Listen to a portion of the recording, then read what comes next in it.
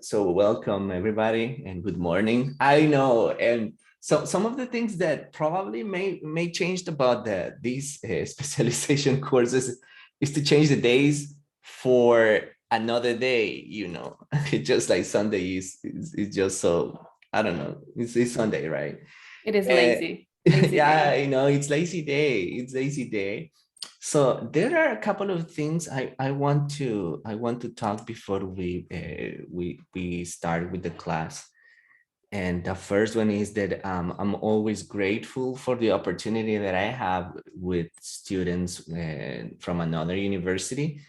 I'm originally from Santa Ana. Okay, I posted a short video there in the platform just to for you to have an idea of who is going to be behind the screen these 6 weeks. And um and i'm i'm, I'm also really happy when Mr. Peña sends me out an invitation to share a couple of days, minutes, or hours with people from San Miguel. I love people from San Miguel. My girlfriend is from San Miguel.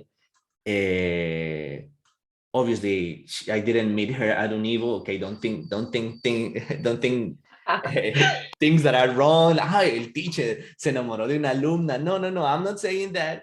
I'm not saying that I met my girlfriend here in Santa Ana, and she's from San Miguel originally, right? So her dad lives in San Miguel, uh, and a couple of weeks ago, I had a chance to go to San Miguel. So I visit San Miguel very often. Her grandma is from Anamoros, so all her relatives are from San Miguel, right? My girlfriend's mother also is from San Miguel, so everybody's from San Miguel in her side of the family. And also, I have my mom is from Sulutan, right? And my mother's family is from San Miguel too. So tengo unas tías abuelas that are from San Miguel as well. So even though I was born in Santa Ana, I have a bound there in San Miguel. So I totally like the people over there. They are very friendly. I know people over there like to party a lot. That's another peculiarity from people from the other side of the country. So I'm really happy when I had a chance to interact with students or teachers from San Miguel. So as Kayla said, I also go for the congresses that you have at Univo. So once I was in a panel forum there in front of everybody, uh, and I give workshops. I usually give workshops. So Mr. Peña calls me out for this. And I also work with these pre-specialization modules or the courses. So this is a new course that I'm teaching. I know, and as far as I know, there's been some changes these years. This year is not like before that the courses were different, right? There were more courses. I think that now they are less courses, and they have included a couple of things regarding to research. So I was talking to your previous professor. I've been in touch with her. What's her name? Carmen. Carmen is her last name. No, Yes, Carmen is her Carmen name, right? Mercedes. Yeah, Yes. Carmen Mercedes. Yeah. I usually talk to her, but when Mr. Peña sent me her phone contact, I did not know that it was her, because I have her on Facebook, and her name is Micah or something like that. So I thought that was her name. So when Mr. Peña sent me her contact, I was like, I don't really know her. But then when I saw her picture on WhatsApp, then I realized that it was her. So I've been in touch with her, you know, asking her about how you've been doing with the research. I know that probably it may be a little bit, you know, challenging for some of you when you get the, you know, that feedback, or probably you do things that you consider are correct and then suddenly you realize that, I mean, they are not, right? So I know research is a good idea to implement research and to have some experience on that, because it's necessary to do some research, right? In education, we do research in every aspect of our life, but it's not systematically as the way we are trying to do it. So there's been some changes. So I'm usually in charge of the developing listening skills module, and also about the call center module. So that's what I'm usually asked to develop in the pre-specialization module. So right now I'm having this one, which I really love. When I consider that speaking is one of the most difficult skills to develop. And I'm glad, you know, that I can give you a hand with this. So I don't know. I would like to know you a little bit better, but I'm not going to let you open the mic right now, because then it's going to be a whole mess. So the only thing I always ask the people from Univo, not from San Miguel, because I know there are persons that are not from San Miguel, that I would like you to write in the chat where you are from. Okay, just to have an idea of where you are from. Please write in the chat where you are from. I would like to see, and I would like to know where you are. Okay, so Alejandra says that she's from San Miguel, as well as San Miguel. Kayla from San Miguel too, and Jancy.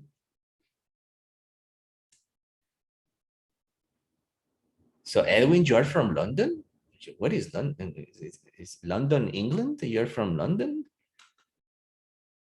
San Miguel, San Miguel. Hilda says she's from Berlin. Yeah, Berlin is a nice city. I really love Berlin too. Natalie San Miguel, and Natalie Guadalupe is from San Miguel, and Natalie Flores too. Yes. Nixon Chirilagua, good. Larissa says from Chinameca. La Union, yeah, because Edwin says that you're from London. I mean, I don't think you're from London. What are you doing over here in El Salvador if you're from London? Edwin, no, Edwin, you're not from London. La Union. Well, I don't know. That's what I'm asking, right? David is from La Union. Good. Daniela is from Santiago de Maria. That is where my mom is originally from Santiago de Maria. Oh, really? Yeah, Oh, that's where my mom is from. I have some aunts over there. Tengo unas tías, allá son. oh, really? Maybe Yeah. I know. Yeah, my family's last name, okay, from that side of the family is Garcia, because that's my second last name. So my relatives are Garcia or Gracias. That's the other last name from my grandma.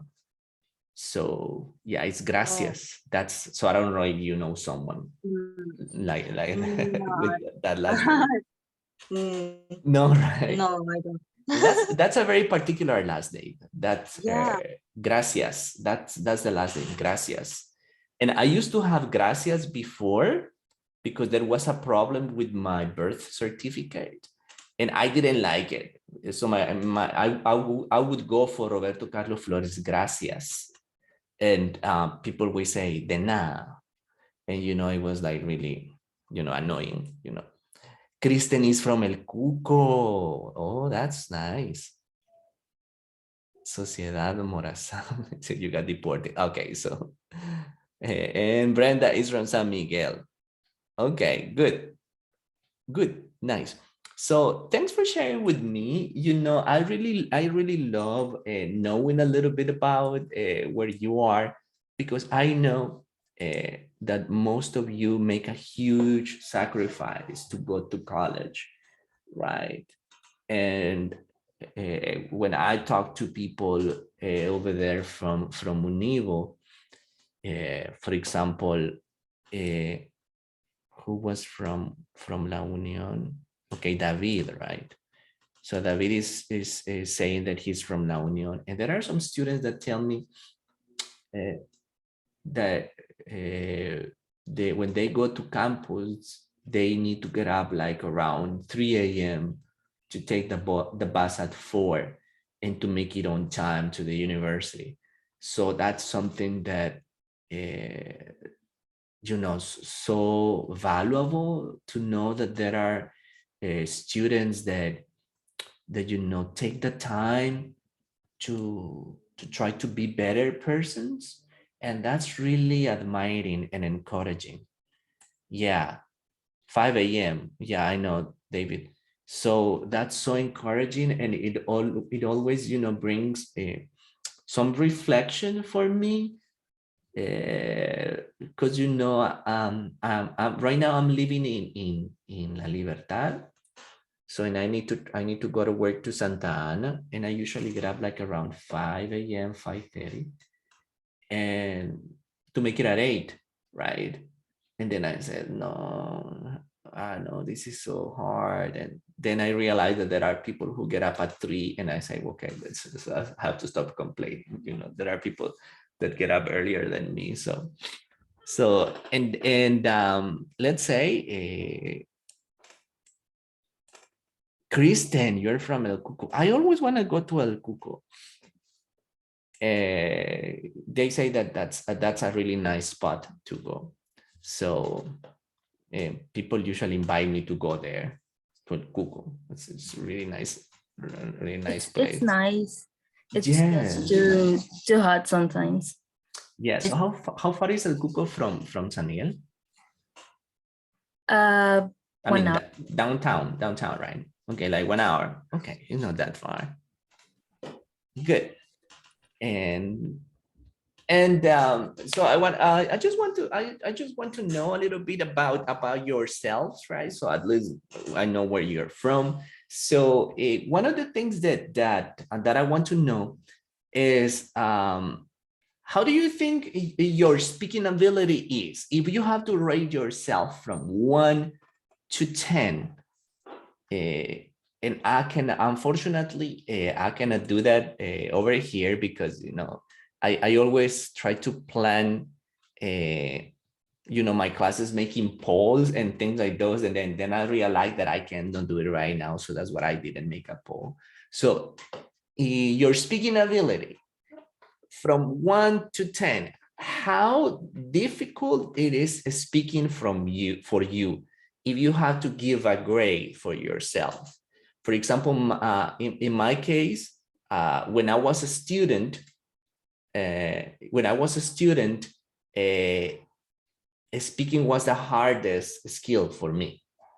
And I would rate myself, if I were a student by that time, like in the way you are, I would give myself like a 7, honestly. Yeah, we can make a trip to El Cuco. Hilda. Yeah, we can make a trip to El Cuco as a homework. Yeah. It's just because we don't have the English for tourism. In the past, you know, there was this module, English for tourism, and, you know, people used to go and visit places. So that was a huge opportunity, but right now we can't. Again, so I was telling you, vamos a hablar inglés, a buscar gringos a practicar el inglés. Okay.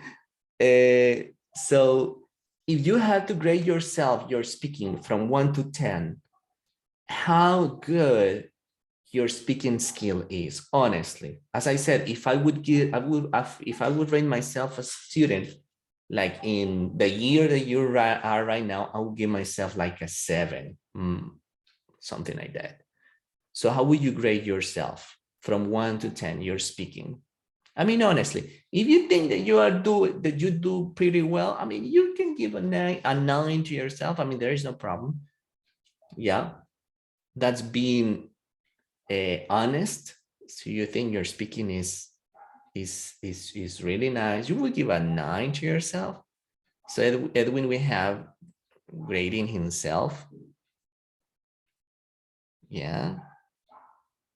Okay, I can see some 7s. 6, 6, 6, 7, 6, 6.5, 7.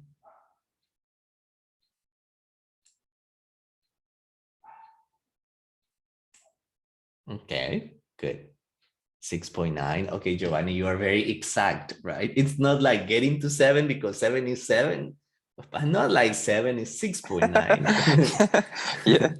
It's like it's not that good, but it's not that bad. So I'm gonna grade myself 6.9. Okay, good. So Hilda says 7.4, Larissa says 6, Brenda says 6, Jancy says around 7, maybe a 7. Okay, so right now that you kind of have given yourself a grade, so this is where we're going to open our mics. And remember, whenever you have the willingness to speak, to just raise your hand and I can give you the word, okay? So why do you consider, because nobody has given, like, I don't know if you did it because you try to be humble and you don't want to brag, because like some people don't do it because they try to stay like low level, and probably you didn't give like an 8 or something like that because you don't want to brag too much. But why do you consider that you get like a 6.5, like a 7, no higher than 8? Why? Tell me, Kayla. Yes, actually, it is because sometimes when we try to produce a message, we tend to overthink what are we going to say, whether Mhm. if the words are going to be correct, I mean, grammatically correct, or if we're going to do it in a fluent way. Let's call it like that. So I think that I rate myself like a 7 because of that, because sometimes I do hesitate while trying to produce or to produce a message to someone else, because I tend to, I overthink. Am I saying the correct words? Am I producing the correct message? Am I understandable? So that's the main reason. Okay, good, good, good. Thanks for participating, Kayla. Someone else that would like to add, something? Okay, me personally, I think that Kayla is. I will give her a 9 because every time she's She doesn't want to. participated, She doesn't want to yeah, brag, right? yeah, she's being humble right now. Yeah. But Okay. Good. okay. But okay, in my case, I think that my speaking skills are not like really well, so I'm not trying to to be Yeah. humble. I Yeah. consider myself that I had like a 6 because it's really hard for me to express myself, like my feelings and my thoughts, and even in Spanish Yeah. is kind of hard for me. But yes, I think that I will have to improve. I have to improve my speaking skills. So. Okay, good. And that's something important that Daniela just mentioned. It's not that your communication skills are in English are not adequate. It's just simple because even in Spanish it's like that. And that's something, I mean, you talk words here. how can I speak fluent if I'm not fluent in Spanish, right? So yeah, so that's a good call. And that's true. It's the way my personality is, and I know that I have to change. But that's your personality, right? And you're not gonna change that just because from one day to another. Let's say another volunteer. Let's hear a male voice, a strong voice. uh, when you try to convey a message and you think the correct word and the correct structure of the grammar, and I lose in my mind when I'm thinking that. Okay, good. Yeah, sometimes we just mix words. I don't know, expressions. You don't know if you're gonna use them uh, correctly, etc. So I always ask this when I'm developing like a speaking session or speaking module. Uh, do you remember the first day you were a student of English and had the chance to talk to an American? Yeah, word order. I hear you, Natalie. Yeah, that's the thing, because we think in Spanish, right? And according to the word order that we make it in Spanish, we try to speak like that in English. Yeah, Spanish can be a boundary too. That may be an issue too. When we write the order of the words, we think in Spanish. So, do you remember the first day that you talked to an American, and then you say, "I'm gonna practice my English today"? Hilda and Kayla later. Okay, I really want to talk about this because I wasn't even studying at university yet. I knew something because I liked it and because I listened to music. And since I studied in a public school, then we didn't get to have English classes until we were in seventh grade. But the thing is that they were trying to buy some pupusa, but they were having issues trying to understand what chicharrón was and some other things. And then I was like, my friends were telling me, go, go. And I was like, because they were reading from a dictionary, and I was like, okay, I'll try to do my best. And then I asked them, instead of saying, no, I said, can I help you? But there were some other things that I was so insecure about it, but they understood. I think it was better for them to understand from me than the dictionary. So at least they understood something.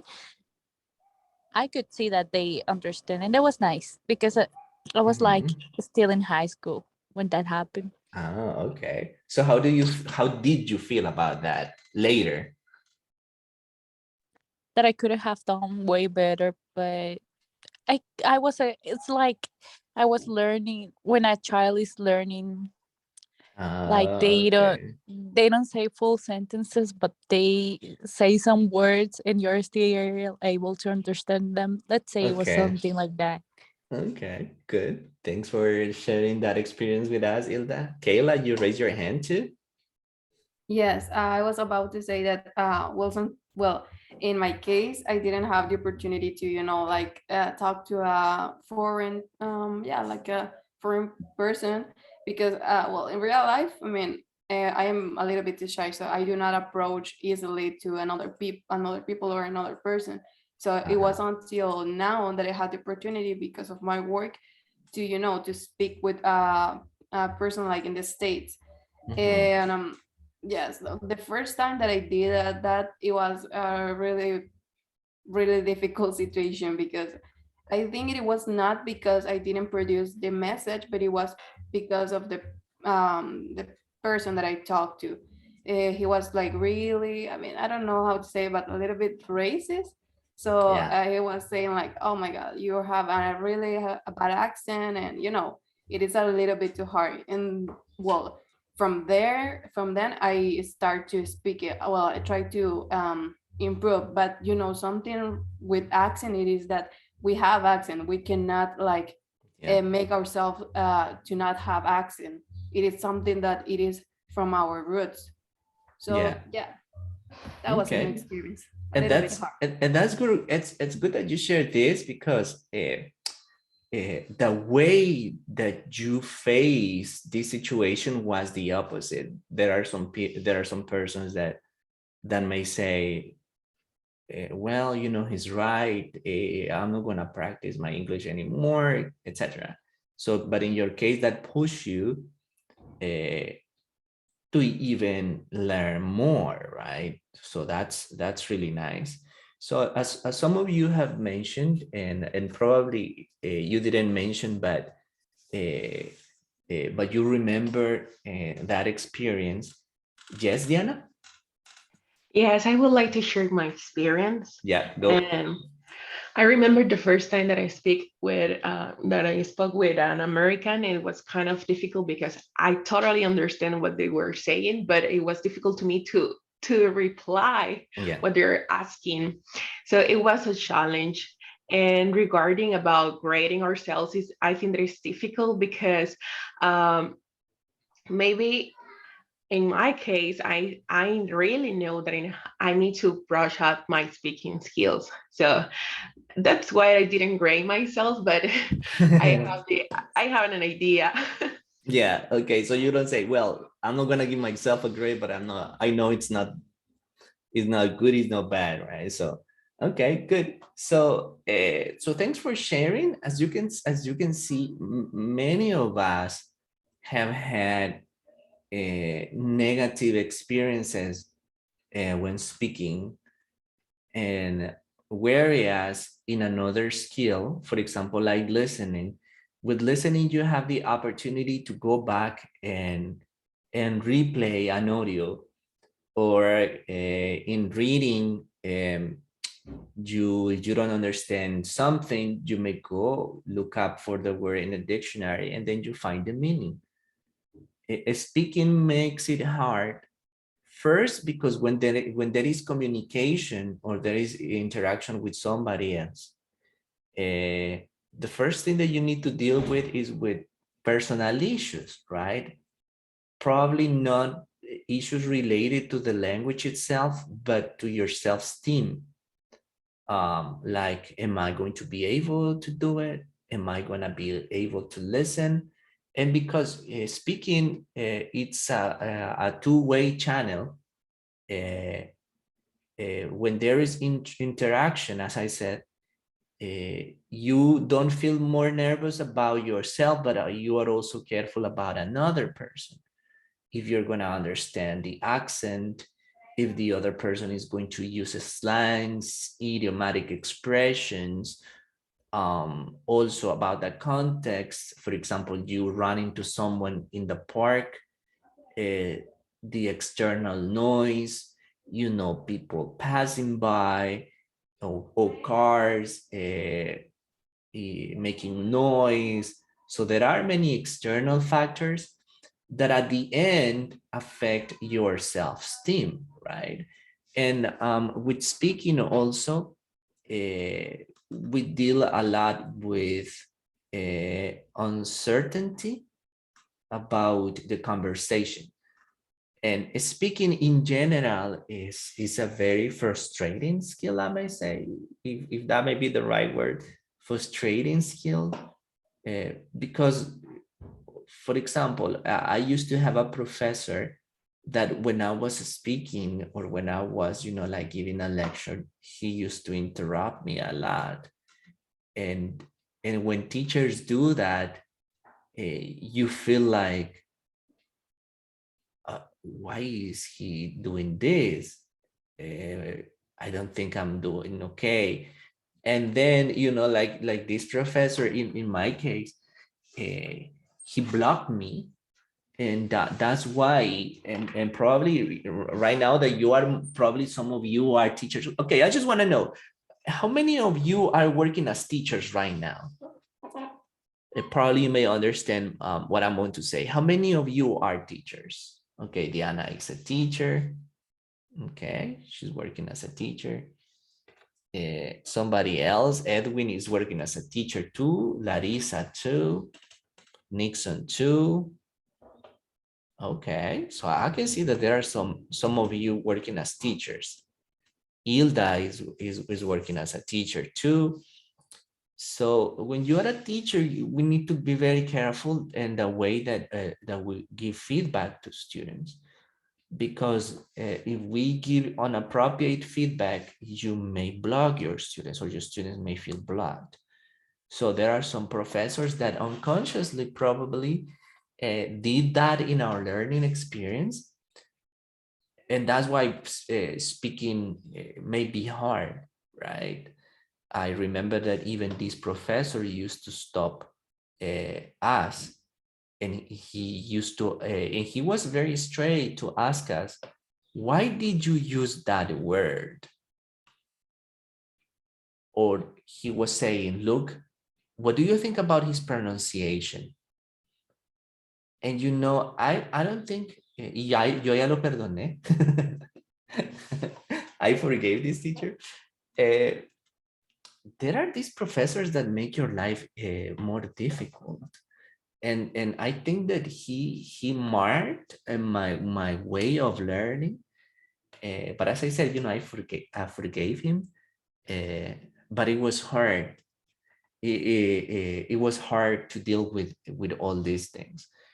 So speaking has so many things that are involved, that I don't think that in 6 weeks we will be able to cover the many things, right? Speaking involves intonation, pronunciation, vocabulary, etc. So I'm gonna start sharing my screen, and you know, little by little get into what we are going to develop in this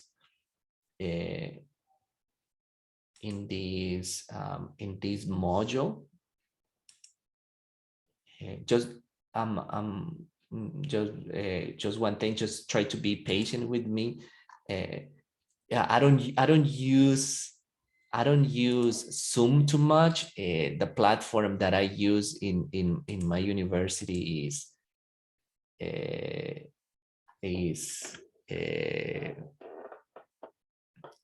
what are we Google Meet. using? Google Meet, yeah. And I don't use this one too much, so everything is okay. I use Zoom a couple of times. Okay, so this is the module number 2, and as I said, we're going to be talking about speaking skills. If there is any chance, you know, my screen freezes or you don't listen to me, just let me know, right, in the chat. So this is the module number 2. You have already worked 6 weeks before, and I know, and as I said, because of what I heard from the other professor, you may be struggling with the research, right? So we're going to talk a little bit about that in a couple of minutes, but I'm just going to give you the intro of what we are going to do. And this is the thing, we are going to have 2 classes on campus, right? This instruction didn't come from me. I just want to make this clear. This instruction didn't come from me. I was suggested if we can have at least 2 sessions on campus. So if you have any problem with going to campus, make sure that first you let me know, and also you ask Mr. Peña if there is a chance to miss the class. So in that case, I'm not the one in charge of granting permission or not, because you know, the one that manages the module, all the modules, is Mr. Peña, right? So so we're going to meet in person, and I have 2 dates that would be suggested to meet, and then you see in the screen the dates. So on March 27th, that is today, we're going to keep it online. On April the 3rd, we're going to have it online. And then, as you can see, there is one question mark where it says April 8th. And this is the thing, April 8th is Friday, is not Sunday. So why is it in question mark? Because I wanted to ask you if we can make it on Friday. Of course, on Friday is not going to be a 4 hours session, right? Because it's not going to be 4 hours. The session would last normally, because I don't want to make it too long, because you also have some things to do regarding to the research project. I'm going to take like around, we're going to finish like around 10:30, 11. So I was watching the other video with the other teacher, and you usually used to finish at that time, right? So something like around that. But on April 8th, I would just wanted to know, and I'm going to send you out a Google form. I'm going to send you a form on Google, and I'm going to post it in the module. In Moodle, so you can give me some feedback about that. The point is that I cannot make it on April the 10th or on Saturday, because I'm leaving the country. I'm not going to be over here, and I won't be able to have a computer to develop my class normally, right? And I'm leaving on that day. I'm leaving like around midnight on April the 8th. So I just wanted to know if there is a possibility to make it on Friday, right? It's gonna be a short session, like 2 hours. It may be like around 4 p.m. or 5 p.m. Or even like around 6, the latest, because then I need to go to the airport. And that's why. So I wanted to ask you, so we can talk about that later. And then on April the 17th, we're going to have the Sunday off, because it is Semana Santa, right? And that's the Sunday off for Semana Santa. Then we're going to have our first session on campus on April the 24th. Then we're going to have another day off on May the 1st because of Labor Day, right? Then on May the 8th, we're going to meet online again. And the last session is going to be face-to-face. Got it? So this is how I schedule. And I just want the confirmation from Mr. Peña, because, I texted him asking him about May the 1st. And he hasn't replied. So I texted him yesterday, and I just wanted to confirm this. So he didn't confirm, so I'm just sending you the calendar. But if he says that we're going to meet on May the 1st, we are going to go. But as far as I know, we do not meet on May the 1st, right? So we're going to have two Sundays off. And please keep the calendar that on the 24th of April, we're going to be on campus, and on the 15th as well. The room, I'm going to confirm it later, because I need to talk to Mr. Peña about it, right? So these are going to be the 2 days that we can meet, okay? So if you want to meet another day, I mean, you just let me know, right? But I usually travel 1 day in advance to San Miguel, so I stay the night over there, so there is no problem for me, right? If you want if you want to meet more. But as far as I know, and online education has this huge advantage, because I know some of you travel from far. So that's why I considered only 2 sessions to meet, the ones the minimum requirement that I was being suggested, right? Because of that, I know that we were checking, right? Some of you live far, and just right now, probably some of you woke up like around a quarter to 8. Probably some of you are having breakfast right now, and that's the advantage of being online. Right now, we don't have the cameras on, right? But there will be a time that I'm gonna ask you to turn on your cameras, right? So be ready. Okay, so right now there's no problem. You know, probably you're having breakfast, and you just take your breakfast nicely, chew properly, you know, get your coffee or pancito dulce, you know, and try to enjoy the class right now.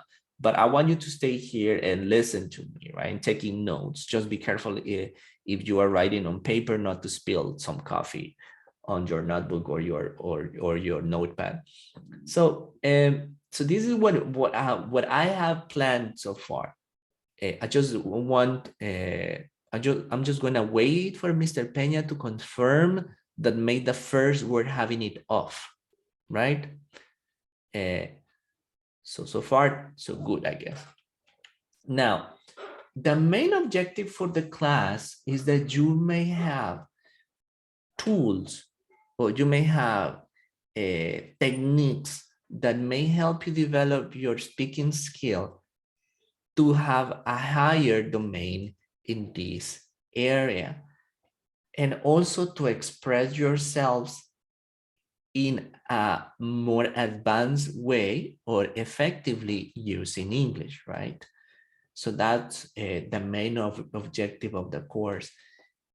Obviously, there would be some classes in which we are going to develop small tasks. Like today, we're going to have a small task, it's a speaking task. That's what I was telling you, that you need to be ready to speak and to open your microphone, because we're going to try to be more participative in terms of first knowing who you are, and also that you can develop your speaking abilities, you know, with the feeling that somebody's watching you, right? The point is, when somebody in the probably you have experienced this in the last couple of years, when you have your camera off, you feel more relaxed, right? There is not that tension that somebody is watching you. But you have the camera on, you deal with that, and part of speaking or developing speaking skills is that you know that somebody is watching you, and we need to deal with this experience, right? Obviously, it's not like you have an auditorium full of people, then people are watching you, you know, through their cameras. That usually happened to me once. I'm talking about my experiences in speaking. One day I was invited to go to a university in Arkansas, and that was the first time that I was in the United States, and I was invited to give a lecture. And they told me, "Hey, Roberto Carlos, you're going to give a lecture to some students." And then I said, like, okay, so I'm gonna give a lecture. You know, I had my speech ready and everything, but I thought that it was for a class. And then suddenly they said, okay, we're gonna take you to the place where you're going to give your lecture. And it was like a 15 minutes, 1 hour lecture. And when they took me to the place, I realized that it was a big auditorium. And then I thought, my first question is there a classroom? Are there classrooms in the auditorium? That was my question. And the person who was with me told me, no, it's the auditorium. You're going to have like 5 groups of students. So I was so nervous. I freaked out a lot. Because, you know, imagine, it was my first time in the United States. And then suddenly, you know, with auditorium full of people, like 400 people. So I was in the back, I was like backstage, and I called my mom. That was the only thing that I was able to do, you know. I was so freaked out. And I called my mom and I say, mami, ¿qué pasó, hijo? Porque vio la llamada internacional. ¿Va? Mami, le digo yo, fíjate que me habían dicho que iba a dar una clase vos, pero aquí me han traído a un auditorio y mira, ahí hay un montón de gente, vos, le digo yo. Y mi mamá, yo no oía nada que decía mi mamá. Y mi mami me dijo, mira, yo sé que estás nervioso, me dijo, pero estás nervioso porque vos siempre tratás de dar lo mejor de vos. Entonces, vos estás nervioso porque lo que vas a hacer te importa. No, vos no estás nervioso por la gente, porque si una persona te estuviera viendo, igual te pones nervioso porque querés dar lo mejor de vos. Entonces me dijo eso, de que los nervios que yo sentía eran porque yo quería hacer las cosas bien. Entonces me dijo, deberías de ponerte preocupado cuando no estés nervioso, porque cuando no estés nervioso es porque las cosas ya no te importan, porque ya haces las cosas y no te importa lo que vas a decir, no te importa lo que la gente va a pensar de vos. So that was the message that my mom gave me. And since that moment, you know, every time that I had the chance to talk to someone, I feel nervous because I want to give myself. It's not because I'm not ready, because you know, you try to be ready. So you are nervous because the activity or the speaking matters for you, right? So if there is a tip that I need to give you, starting with the course, is that feeling nervous is just normal when you speak, right? And you are nervous because you want to give the best of you. You want to listen to the person the best. You want to have the best speaking. You want to have the best vocabulary. You want to use the best words. So it's because you push yourself to be better. Okay, so remember my mother's advice. If you are nervous when you're speaking, is because what you're going to do matters for you. It's important for you, and you want to give the best.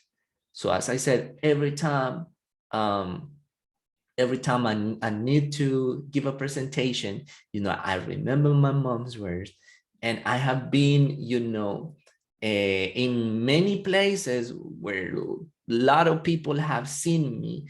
I have been in conferences, online conferences, and you know, every time I do something, I have a cross that my mom gave me, and I try to wear it on to remember, you know, my mom's words, you know, that what I'm nervous because, you know, that matters for you.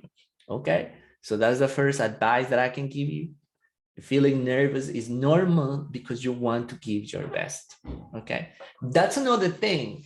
If you are not ready, you are nervous because, for example, you're giving a presentation and you are nervous. I mean, you are nervous because you didn't study right. I mean, honestly, you didn't read it, you were not ready, right, etc. But if you are ready, you are nervous because you want to give your best, right? So keep that. And moving on to something completely different, we're having the evaluations. There you have the evaluation screen. We are going to have the same type of activities like you've been working on the previous module. You were having an activity 1, an activity 2, an activity 3, and the final activity. So we're having the first activity that is a group presentation. That's the one that we are going to develop on campus, right? We're going to develop this presentation on campus. So for this one, you're going to work in group.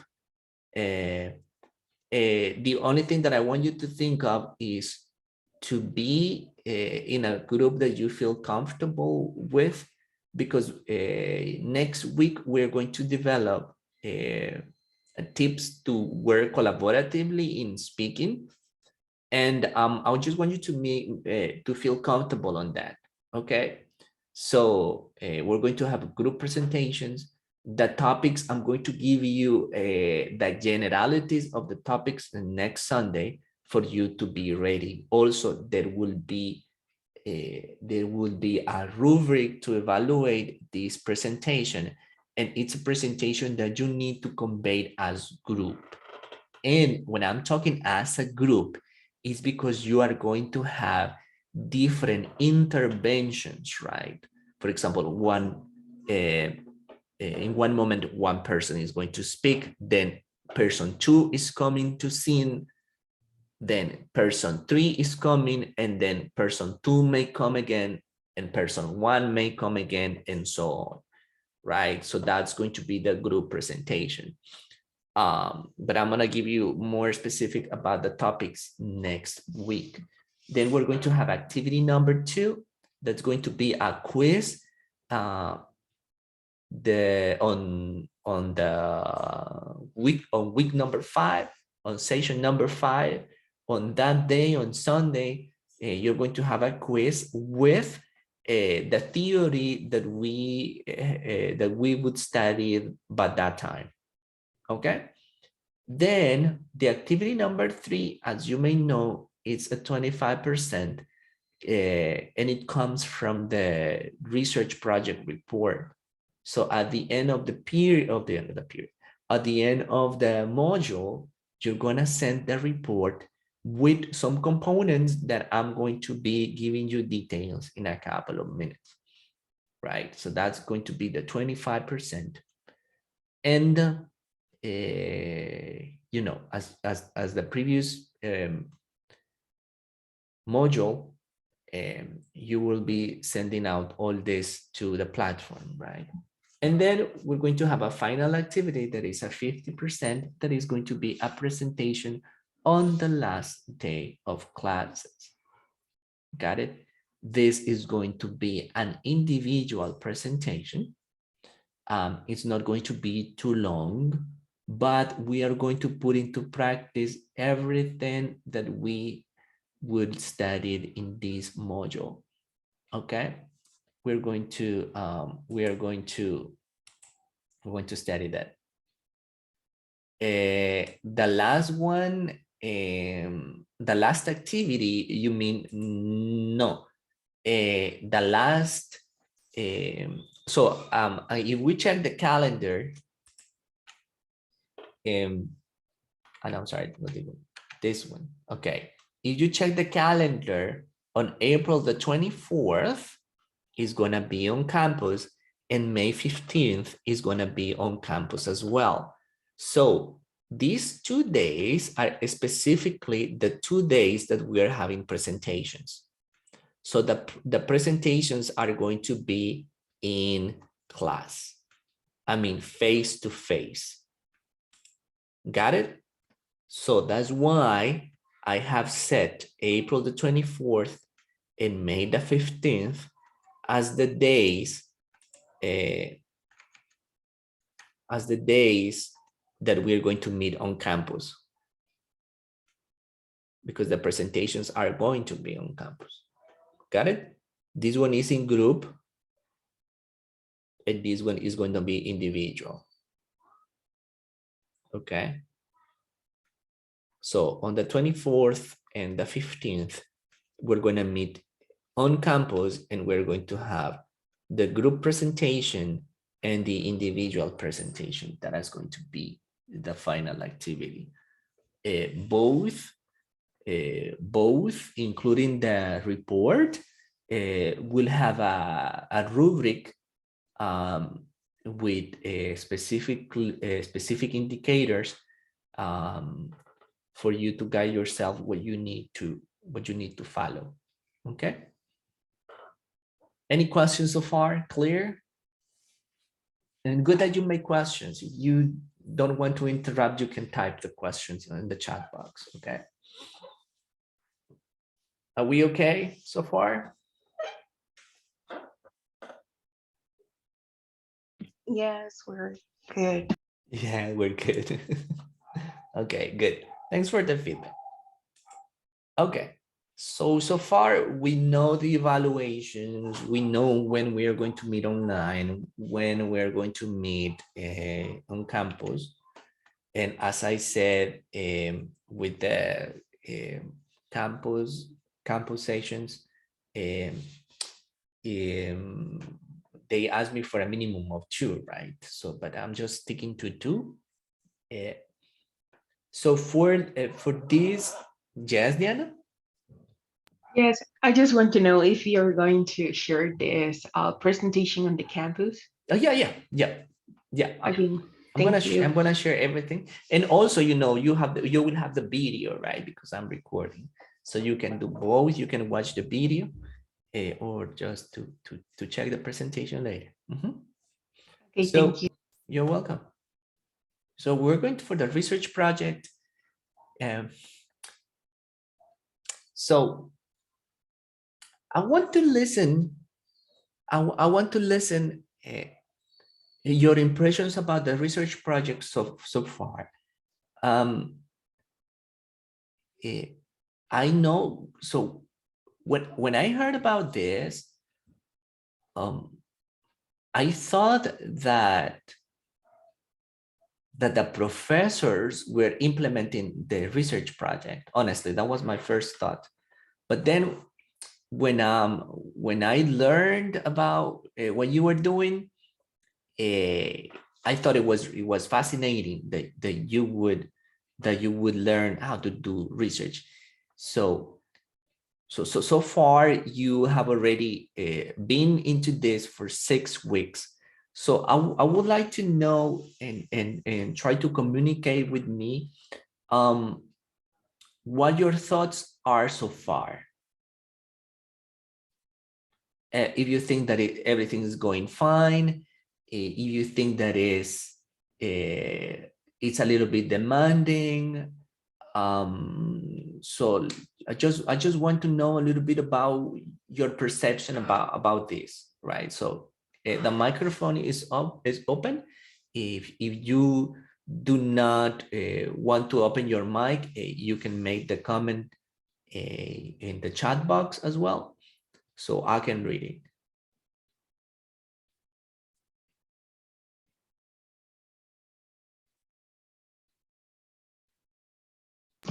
Well, I think that I'm going to share my experience. Tell me, Diana.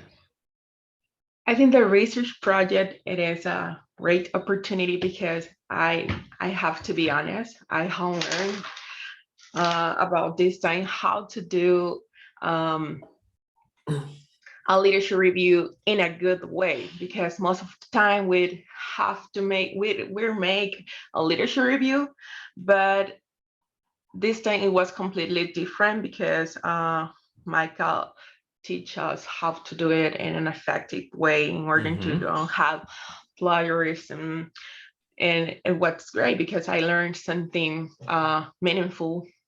But at the same time, it's kind of difficult because we have some things to do, like, for example, we need to work, and we had another issues. Well, in my personal case, I'm studying another bachelor, and it's difficult to me, but I handle it good. But maybe the deadlines, the first and this first module was kind of difficult to manage, and also because we have to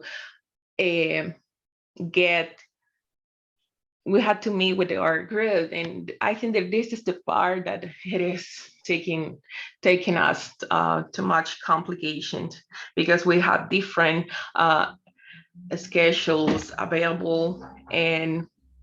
But the research project is good because we learn good things, and we know if you want to apply in a different I don't know, job or something, the research project, it is a good thing for you, because they know, oh no, girl or this boy is working something important, and and people that lead and the states takes great consideration on this. So I think that is my opinion.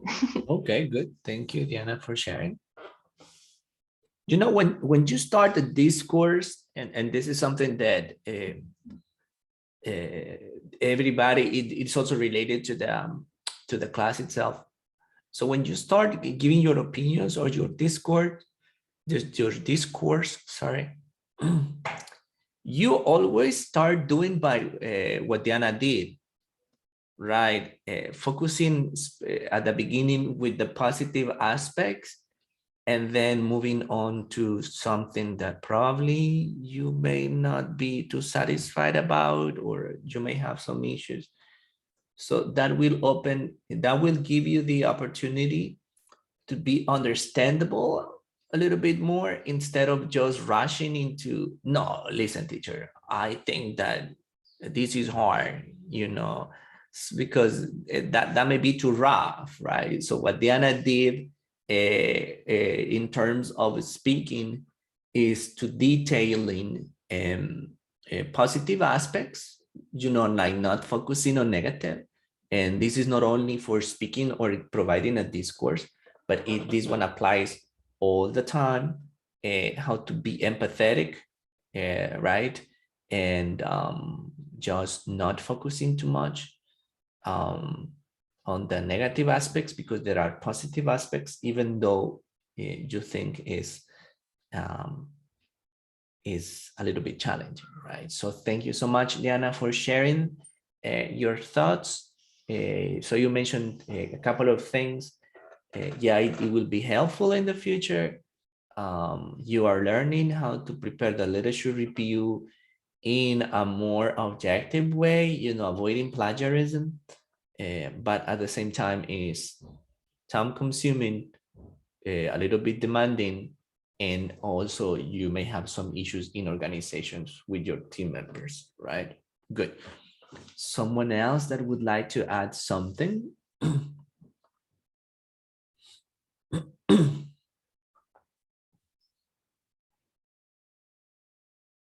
Okay, just let me see.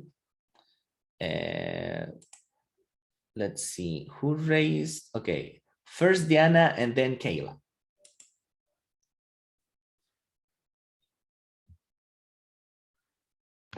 No, I think that it was before. Oh, okay, perfect. Okay, sorry. Kayla, Okay. go. Yes. Thank you. Well, actually, I was about to say that personally, I agree with what Diana was saying. It is something that it will be really helpful. I mean, in this context, because we're studying a bachelor degree in English, so it's something that we should be able to produce to we all. I mean, be able to know what is the structure of a research paper and how to retrieve results. This is what I think personally, that it's something that it's like pushing us to learn those specific topics, how to do a literature review, how to to produce every single area. But as a group, we are working in the podcast, like in a podcast, how podcast could improve the speaking and listening skill. And this is our topic the beginning. And to be like honest, it was a little bit difficult to us to approach the topic in a correct way. We get like out of the road. Right now we're like working on it. We're still like nailing and polishing all of some details, but I think that we're all again on the road, so we get a little bit lost, but it's right now it's working for us. Okay. At the beginning, it's always a little bit complicated, but then you're on track. Good. Thank you. Thanks for sharing that, Kayla. Somebody else that would like to add something before I might go and explain what we're going to do. Open your heart. Tell me. I'm listening. It's not that I'm the psychologist, but if you want to say something, just do it. Also, remember that it's important to, to say the things on time. If there is something that probably is not, that is complicated, also speak out. Um, I'm a probably create a WhatsApp group for easy communication. So I'm gonna send you out the the invitation link in Campus Univo. So you may have so you may be in communication with me, right? And I'm always saying that working in groups probably would be probably is one of the most challenging things in life, because you can make friends or you can have enemies. Obviously, up to this point that you're about to graduate, you don't want to have enemies, or not enemies, but probably people that you may disagree sharing moments or work with. So there is always an issue between people in the group, right? And yeah. So I just want this experience of learning the best that you can get, right? I don't want you to have probably unfriendly relationships. So try to do the right things, right? Everybody needs to work. Everybody needs to give the best, not because of the group, but to yourself, right? One of the biggest lessons that you can learn is, if you do not push yourself right now in small things, probably you won't do it in bigger challenges, right? So if you think that this is too easy or that is too difficult, I mean, you just need to handle, right? Participation is important. If there is someone that is not participating or not doing what he or she is supposed to do, just talk to me kindly, right? Controlling your anger and speak up. This specific section of the research project involves a lot of participation from the participants in the group. The second section, and the section that we're going to work on, is called data gathering and analysis. So far, and I need to check the report. So I'm waiting for your previous professor to complete giving you the feedback, because so far, I was talking to her. We had a conversation. I think it was on Friday. If it was not Friday, it was Thursday. That she was telling me that she had a delay because personal issues, right? I don't know if she mentioned that, but she had personal issues, and that's why she's a little bit behind in checking, and that's totally understandable. I said, but I need to check, and I need to get the feedback from her on your projects, right? So I need to learn on what you're doing and understand a little bit better what your expectations are at the end of the whole process, right? So in this section, I'm going to go and have like a review of your literature review and try to give you some feedback to shape it better for you to present the final report in the module number 3. So I was asked to do that. So I'm gonna try to do it, right? But we are going to focus on these 3 specific aspects. The first one is the instruments designed. for the instruments design, you need to know that so far you have your topic, and what you need to do is to gather data from people related to your project, right? How are we gonna do this? For example, if you think that working on podcast, for example, in Kayla's group, because that's the only one I know, so I'm gonna use hers. So if the use of podcast increases a specific skill, so that means that for the instrument design, you need to create first a podcast, then administer to some students and get students information about the podcast, for example. Got it? So in that case, you can prove or not if the use of podcast is intending to do what you said at the beginning of your project in the objectives, right? So for example, if your topic is related to let's say what writing, and you can choose some people that will be your population, ask some questions about writing, and then get the data and then analyze it.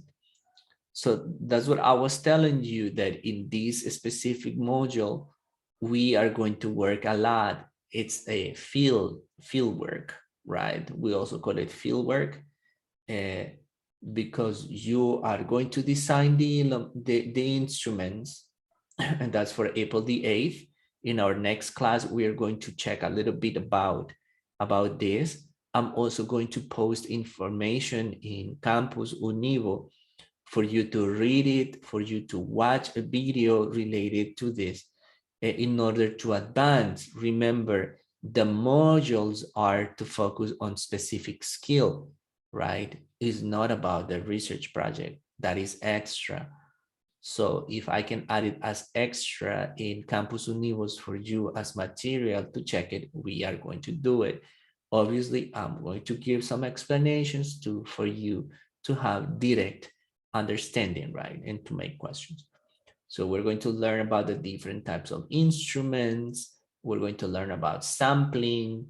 We're going to check the types of studies, qualitative, quantitative, mixed, for you to understand how the information is going to be analyzed, right? If it is qualitative, how we are going to analyze this information.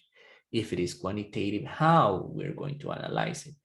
And the instruments should be applied before April the 29th, so that you're going to send me the instruments for revision on April the 8th. Sorry. April the 8th. And then I'm going to give you some feedback, right? Then if there is a second revision, I'm going to make a second revision until I tell you that everything is fine. Then you need to look forward to applying the instruments. Okay? And then in the instruments application, you're going to write a report on how the administration of the instruments was. It's going to be in group, right? Everything is going to be in group. You're going to upload it to the platform. So in this reflection, this is a reflection for yourself. This one is not going to be added in the final document, right? And then by the end of the module, you are going to present a document with basically the analysis of the information. Because this section is about that, and there is only about a small section related to the methodology and its explanation on the instruments, but I'm going to let you know what you're going to write. But basically, it's more about the analysis of the information. And I need to tell you in advance that because you need to be organized when uploading the documents, right? If there is a group that sends out late any of the first two documents, you will be discounted 1 point from the report's final grade. Okay, so I know and I understand that you may say, hey, but you know, we're busy, etc., etc., etc., etc. I totally understand that, but I just don't want to have problems in sending the grades late, right? And I'm also want you to be more disciplined about this. I heard from your previous professor is that you were sending reports late, right? And I don't want that to happen. And if you send me the reports late, I mean, you can send it to me, but you know, there would be a consequence, right? Obviously, the final report, you need to send it on time. Okay, the final report needs to be sent on the 15th because I need to check it quickly and send the grades to Mr. Peña. So if you send the report late, the final report, then you're going to be in problems. And I don't want you to be in problems. You don't want to be in problems, and I don't want to be in problems too. So let's try to make our lives easier and just send us the reports on time. Okay. As I said, I just would like you to have the best experience as possible in this module.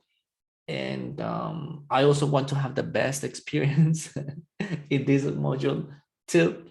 So just hand in the things on time, right? So everything that you will do, there will be an explanation, there would be feedback, and also there would be a rubric, okay? There would be a rubric. So I'm just looking forward to getting the last feedback of the reports. Miss Micah is gonna send it to me so I can keep on checking. But today we're going to have an activity and you're going to help me understanding better this. So just stay here because everybody in the group from your group has to be here in class and be connected because we are going to have a group activity related to your research project and speaking today, right? So I'm going to explain it in a couple of minutes, and we're going to move to the next slide. If there is another slide. No, there is no more slide. Okay, yeah. Good. Now, so this is the activities related to the research project. As I said, I'm going to explain more things into detail during the week. I'm going to upload documents and we're going to discuss them at the end of the class. So at the end of the class, I will spend some minutes in relationship with the research project. So that's what we are going to do, right? The first part of the class, we're going to focus on speaking activities, speaking skills, speaking methods, etc. And then with the research project thing. Okay, good. So as I was telling you, we are going to develop the first formal topic of the content, and this is going to be the content number 1. The content number 1 is related to develop an effective speech outline. And this is what we are going to do. And we're going to practice this right now.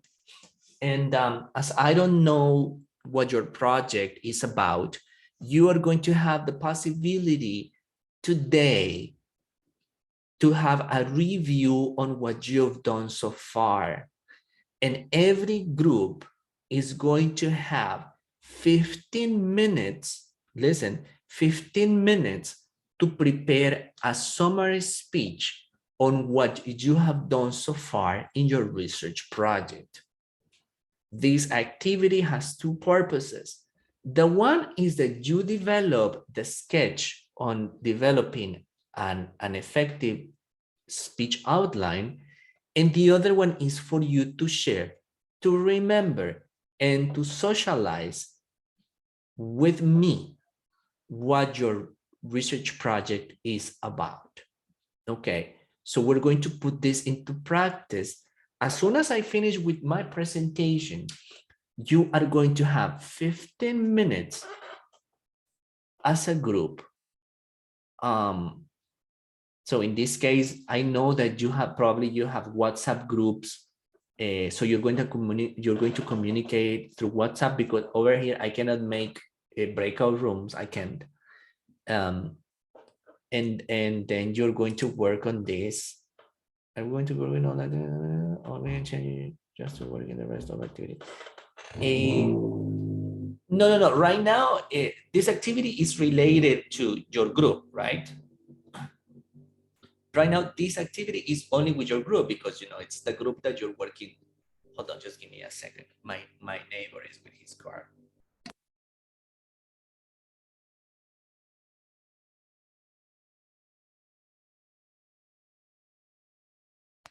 Okay, the sun's still there. I'm sorry.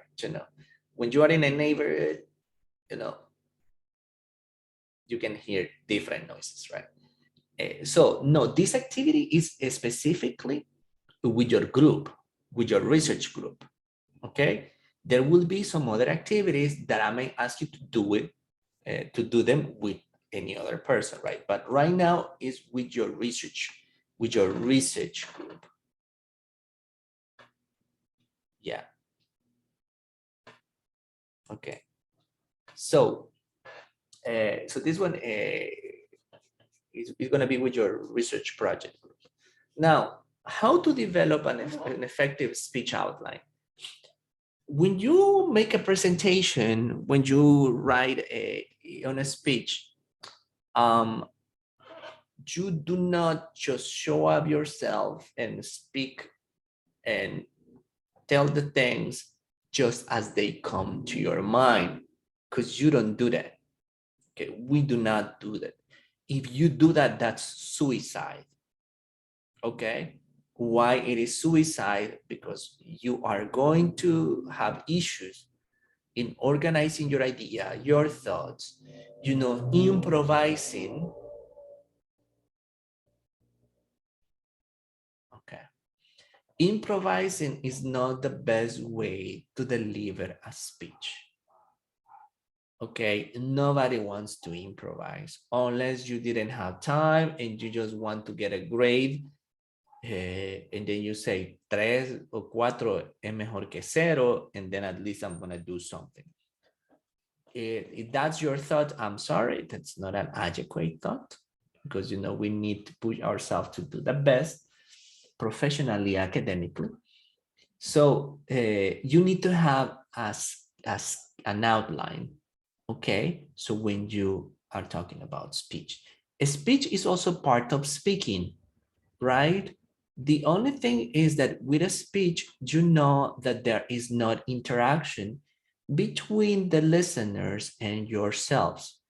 Remember, when we deliver speaking, there might be the speaker and also the receptor, right? So for speaking, there are different ways of speaking. There may be a speech, as I said, when it is just the speaker providing or sharing information, but there is no interaction. That's the difference between the speech and a conversation. A conversation is an exchange of ideas.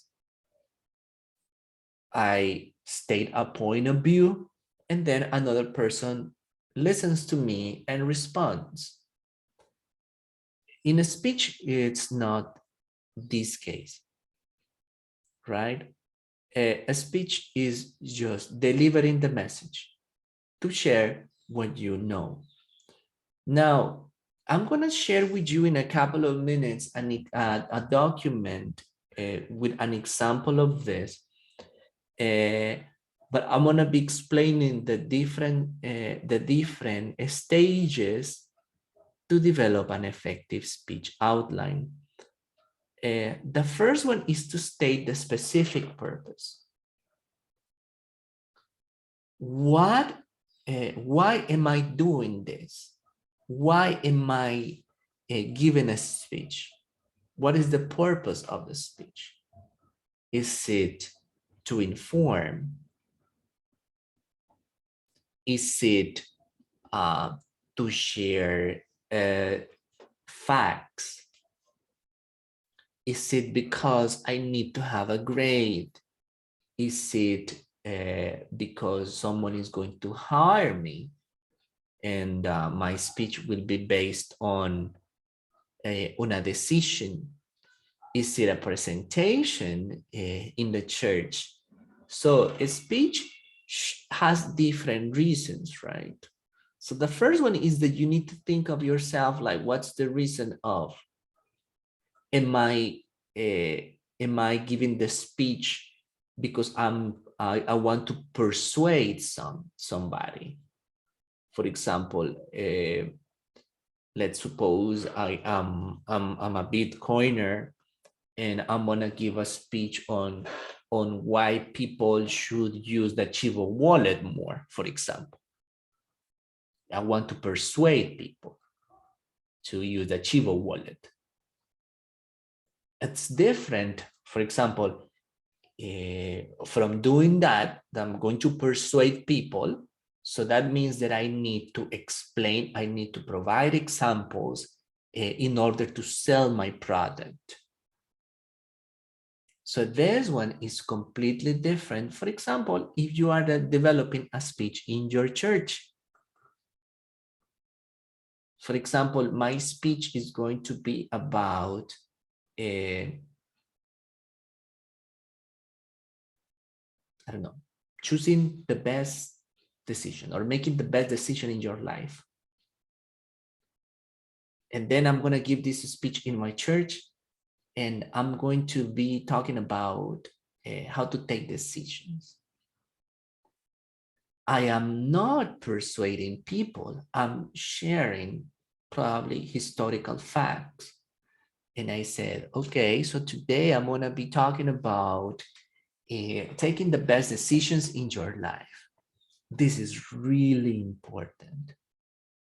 Everybody has different opinions. Everybody has different ways to see things. But today, I'm going to share with you one of the best stories that I have heard in my life in order to make decisions. Today, I'm going to talk about Daniel. So let's open your Bible in the book of Daniel, chapter number 1. And then that's a different type of speech, right? It's not even a speech. You know, we can give speeches, you know, in different ways. I remember the day that I asked my girlfriend to be my girlfriend and to ask for permission in her house. I had to prepare a speech too. I was just not going to improvise, right? And say, buenas, fíjese que su hija me gusta y voy a ser novio de ella. I mean, that's not a speech. I mean, that's not, I mean, first you go, and boys should understand about this, right?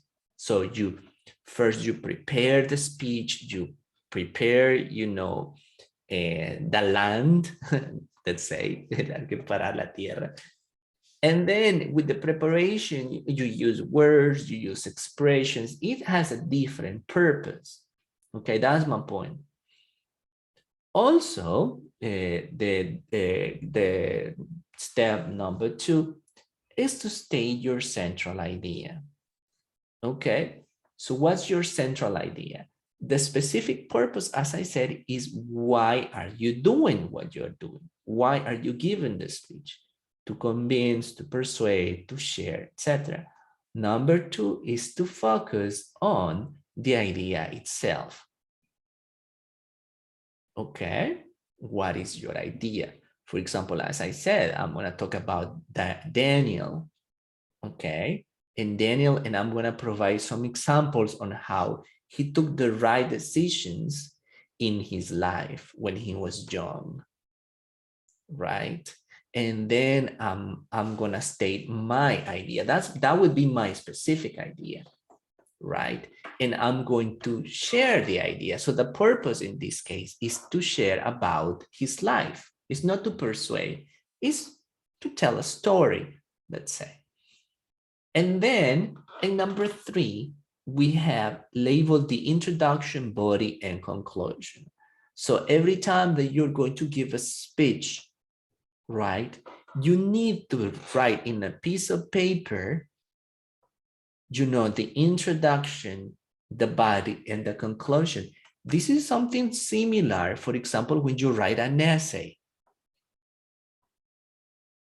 Yep. So if you remember how to write an essay, you may understand that when you give a speech, you also give that you also do the same. You have an introduction where you say, hello, good morning, and you state the purpose, or you share a little bit, you use an attention getter, so whatever. So you introduce the content, and then there's the body, which is all the supporting ideas, and at the end, the conclusion, right? Nice. So number 4, when I'm talking about the outline, I want you to focus that the outline is something visible. Okay, it's something visible. You can do it on a piece of paper, in a Word document, etc. But something visible. Okay, remember, the human perceives the message in a better way if it is visual. That's why this outline works in a visual way. Number 4 says, use a consistent pattern of symbolization and indentation. Okay, this is, I'm talking about, if you see the paper, you know where the principal idea goes, where a secondary idea goes, where the introduction is, you know, one block that says introduction, one block that says body, and another block that says conclusion. Got it? So a consistency pattern means that you, for example, write a number 1, idea 1, and then you put the idea. Or the indentation, for example, the indentation is that space that separates the text from left to right. For example, normally when you are typing, the indentation that we make, we use the bottom, we press tab. Okay, there is the bottom tab. And then we make the indentation. The cursor is not on the left, but maybe here. And then you tab again, you push tab again, and then it moves. So that's indentation. So we need to have a pattern when we develop the outline. Got it? Now, number 5, state the main points and sub points. Got it? So in my case, I'm gonna use the Daniel's example because that was the last message I heard in my church last Sunday, and I'm gonna do it because that's the one that I remember right now. And so it says state the main points and sub points. For example, if I'm talking about Daniel's in taking the best decisions in your lives, so the specific purpose is kind of persuade people, you know, to take decisions. The central idea is how Daniel took the right decisions in his life and how I can apply them to my life. And then I can write an introduction. For example, I can write an example on one day probably that I took a wrong decision. Yeah, so that may be like an introduction. I can write. Okay, so there was one day that probably I saw the watch late, and I said, I'm gonna get there. I'm gonna go to the university. I'm gonna get there. And then I postponed it, right? And then I said, okay, I'm gonna write an introduction when you know, me dejó el bus, and etc. So that would be like an introduction, right? And it say like, oh, you know, I took the wrong decision. And then I can ask, how many of us have taken wrong decisions in life? I don't know, something like that. And I say, okay, or probably with a boyfriend or girlfriend. That's the most common one, right? And no, I'm gonna write the introduction like that. And then I can write piece of piece, just for example one, wrong decision, and etc. And then I can start the main points, like this is related to the body of your speech. For example, I can write the main point. For example, I can write main point one. Who was Daniel? Subpoints. Oh, he was with his friends. He was in another country. He was a slave, for example. Para los que se puede la historia de Daniel, bueno, yo sí le estoy contando bien, si no es así, lo siento. A veces se me cruzan las historias de la Biblia. And then I can write about that, you know, then, okay, like for example, historical events. Daniel was with his friends. Daniel was a prisoner. So the main point is the historical overview, right? That may be the main point. I can write another main point. He was strong with his decisions, right? That may be main point number 2. He was strong with his decisions. Para los que no saben de la historia de Daniel, bueno, ¿quién se acuerda de la historia de Daniel? Bueno, para los que ahora les tocaba ir a la iglesia, bueno, si no han ido a la iglesia, pues algo vamos a aprender de la iglesia ahora. ¿Quién se acuerda de la historia de Daniel? Yo un poco. A little bit. Okay, can you please tell us the story about Daniel? Quickly, summarizing. Okay, I think that he was a young man who has difference with the king, and the king sent up to I don't know, it was a cage or something like that, but it was full of lions, and he asked God for help to get free, and God saved him, and all the people in town was astonished because he was saving. And the king, I don't know, I don't remember well, but I think that he was regret about the things that he done, and that's the only things that I Okay, can yeah. remember. It's fine. It's fine. At least you remember something. I think that there would be some people over here wondering, ¿cuál Daniel, right? Which is like, what? Which Daniel? I don't know, Daniel.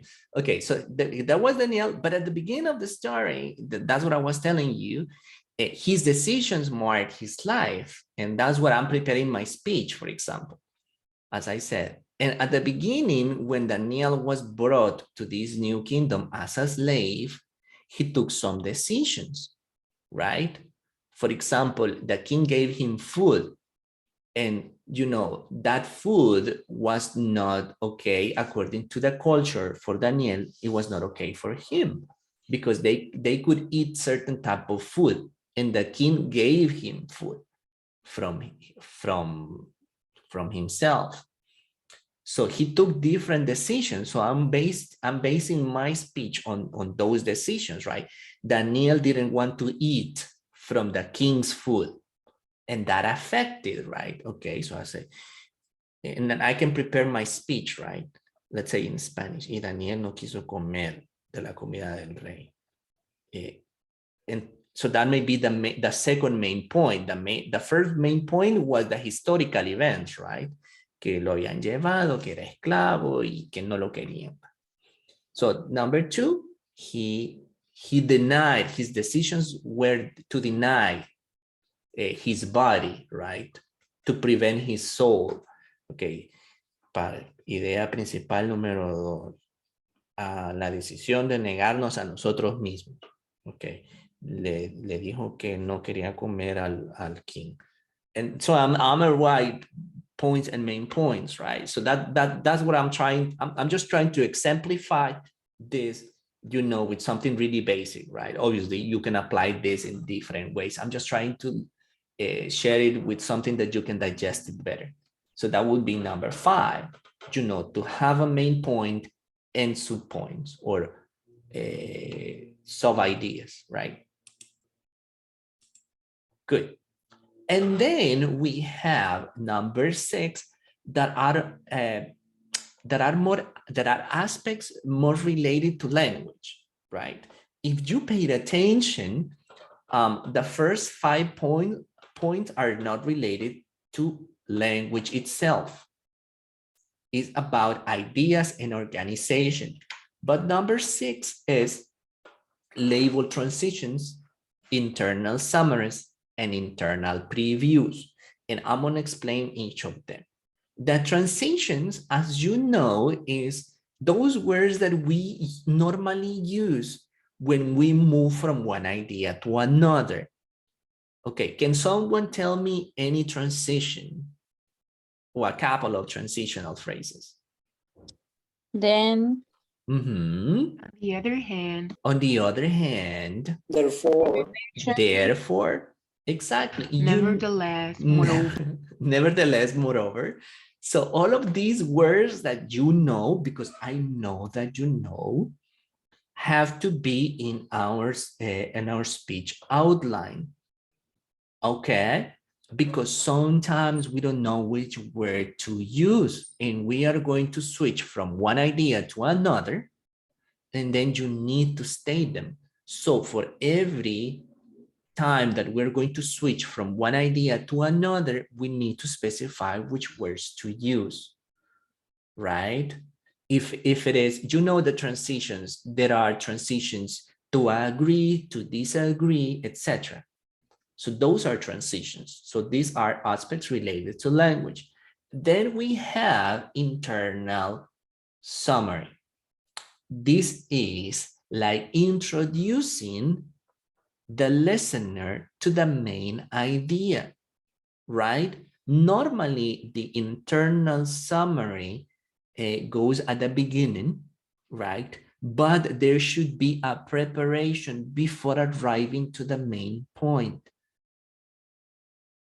Okay, so this one can be exemplified like the when we write it when we write we write it in the first or in the introductory paragraph when we introduce.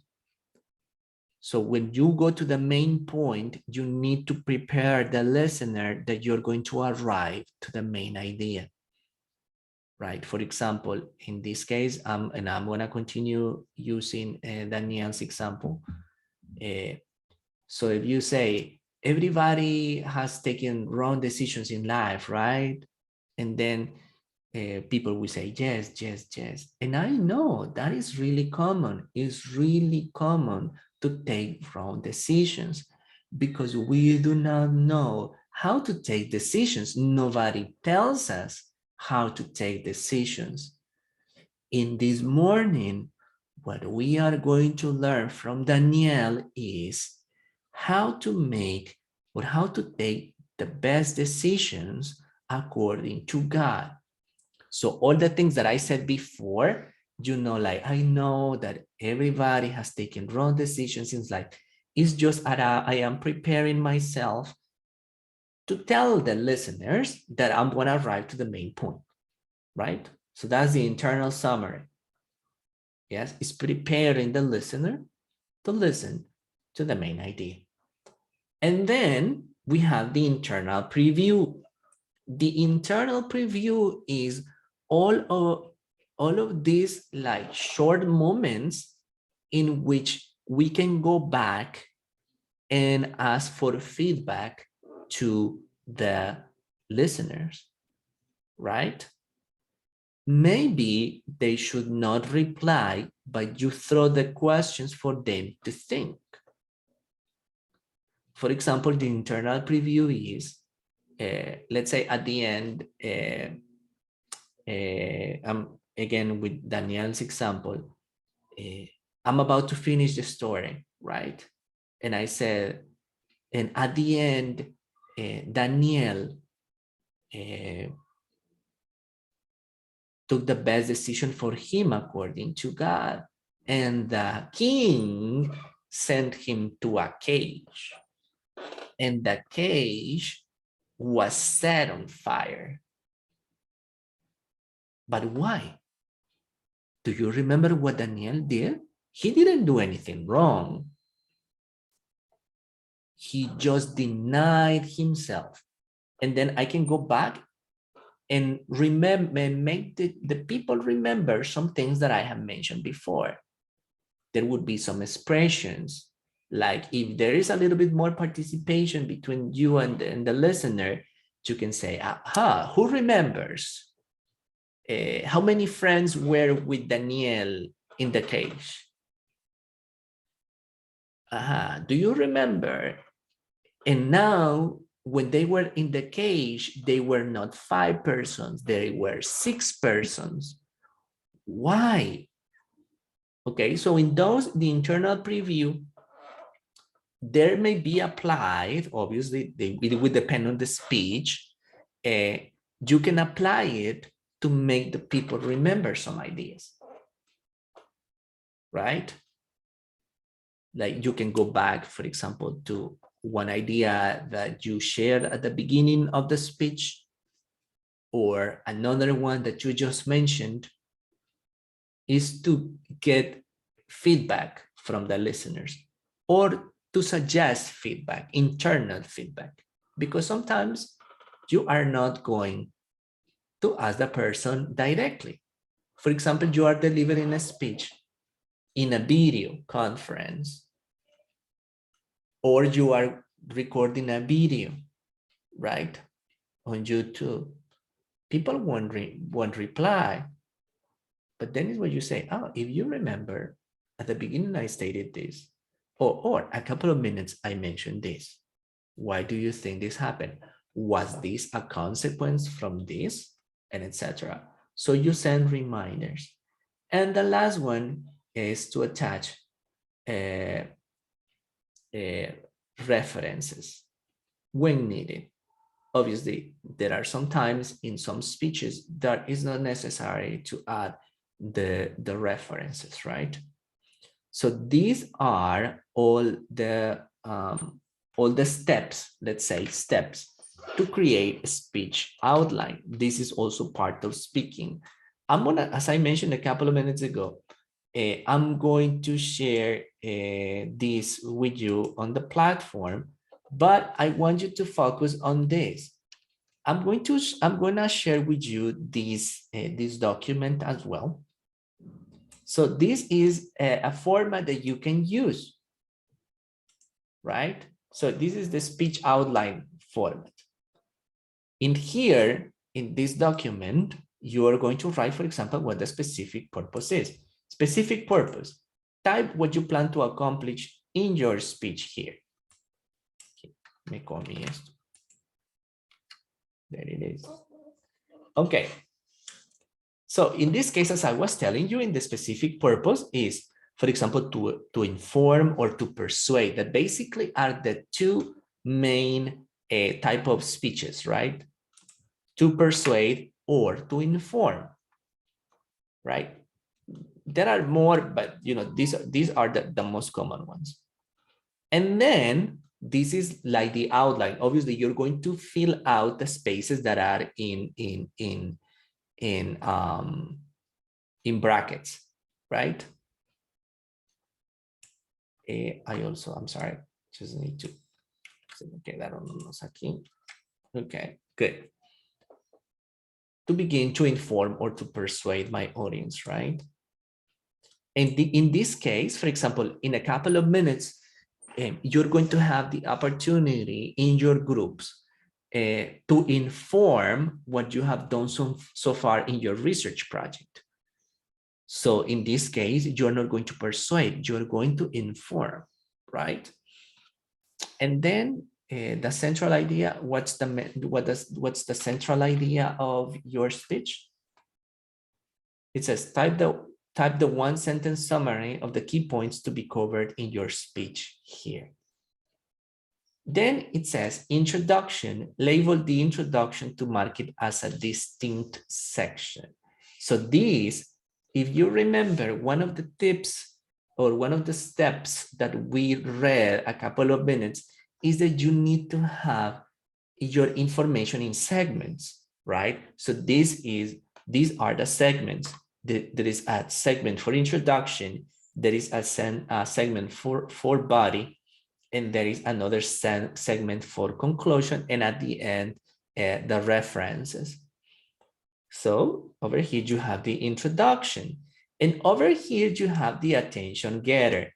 I have already added this website in the document for you to see or to take a look at more references, right? So you have a speech introduction. So you tell your audience how you're going to start, etc. And attention getters are those phrases that we use to get the attention from your audience. For example, I don't know, you're going to enter in the place and probably you are dressed like Daniel, for example. I mean, that's the example that we are following right now. Or for example, you are going to be talking about cowboys, an American culture. You can get into the speech, dressed as a cowboy. Or for example, you are giving a speech in another country and you're talking about Salvadorian culture and you decided to dress like a native Salvadorian. So that's startle the audience, right? When you visually make an impact to your audience. So that's an attention getter. An attention getter can be also a rhetorical question, right? Like, for example, you start your speech with, have you ever taken a wrong decision in your life? What was it like? How did you feel it later? So that's a rhetorical question, right? When you start introducing the speech by making questions. Then we have a quote. Obviously, you know what a quote is. And then you have a story. You can start your speech with a story. For example, in the case of Danielle, instead of making the question, have you ever taken a wrong decision in life, etc. So you can take like a story, right? As I mentioned a couple of minutes ago. For example, say, okay, so hello, good morning. I want to start this speech with a story. I was talking to my mom one day, and she said, hey, listen, why don't you pay attention to your shoes? I think that your shoes need to be changed. And then I told my mom, hey, mom, relax. I have been using these shoes just for 6 years. They are going to be okay. So my mom suggested me to change the shoes because they look old. And then I can continue with the story, and then that make it a little bit catchier, right? So this is an attention getter, right? So this one you can use it in speeches, right? So I'm gonna leave it over there. The link is right here. And then in the introduction, you can relate to the audience. You can establish credibility, and you state the main ideas and preview the key points. So this is where you use a transition, right? This is where you move from the previous point into the main point, right? When it says the transition, you need to state the transition. You need to think about the transition. So when you says relate to the audience, it's just sometimes just to introduce yourself or to bring credibility, right? For example, they say, hey, so this is group number 5. As you know, we have been working on different research projects. And the topic that we want to share about was in agreement with the members of the group. So we always had problems to identify probably some errors in writing. So this led us to do some research about this topic. So you are bringing some credibility, you are relating yourself to the audience because you know that the audience is going through the same process, and then you state the main ideas, right? So we want to share in this morning a little bit on what we have done so far. And then the body. The body, as I said, and I'm not going to explain it too much. First, you have the main point as a full sentence, and then as a point. And then if you need more elaboration on the first point, you write subpoints, and then you write another subpoint if necessary. Then if there is a second subpoint or second idea, you state it, and etc. So basically, the body of the sentence is stating the main idea for a specific point and a subpoint. If you need to provide examples, over there you can put it. For example, instead there is a start the second subpoint here. If you have one subpoint, you must have at least a second. Okay, so you need to have 1 or 2 second thoughts, right? In this one, as I said, is all the details of what you're going to be talking about. For example, as I did in Danielle's story, the first idea that I included was the historical events. Why Daniel was with his friends, why Daniel was taken to another country, etc. So, but the main idea, let's say, is the historical events. And then I start writing the subtopics for me to have a reference. Okay, Daniel was in another country, Daniel was with his friends, Daniel was, etc. So, and then I may go for the second main point. Okay, the second main point would be the decisions that Daniel made. And then I can write down, Daniel didn't want to eat from the king's food. Daniel didn't want to praise the king. And then I may say, point number 2, the decisions he made. Then I may say a third point, the consequences of his decisions. Okay, and then that may be the third point. And I can write a sub point. He was thrown into fire. Key point B, he was put into with lions, for example, etc. And this is how I elaborate my speech, right? A main idea, subpoints, main idea, subpoints. If you see a lot of letters over here, it's just because it says, if you have another idea, write the main idea here. If there is a second one, write the second one here. You see a lot of text, but it's just as easy as I explained. And at the end, you have the conclusion. So the conclusion, basically you restate what you have mentioned before. Okay, and then you normally provide a sign. For example, you say, okay, I'm about to finish. Or you say, I just want to share with you one more point. And then you let the listener know that you're about to finish. For the final point, for the final thought, to conclude this and that.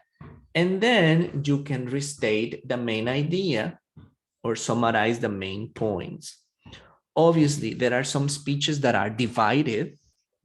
For example, if there is a speech that, for example, right now, and this is what you're going to do, because there are 5 groups, and we're going to do this.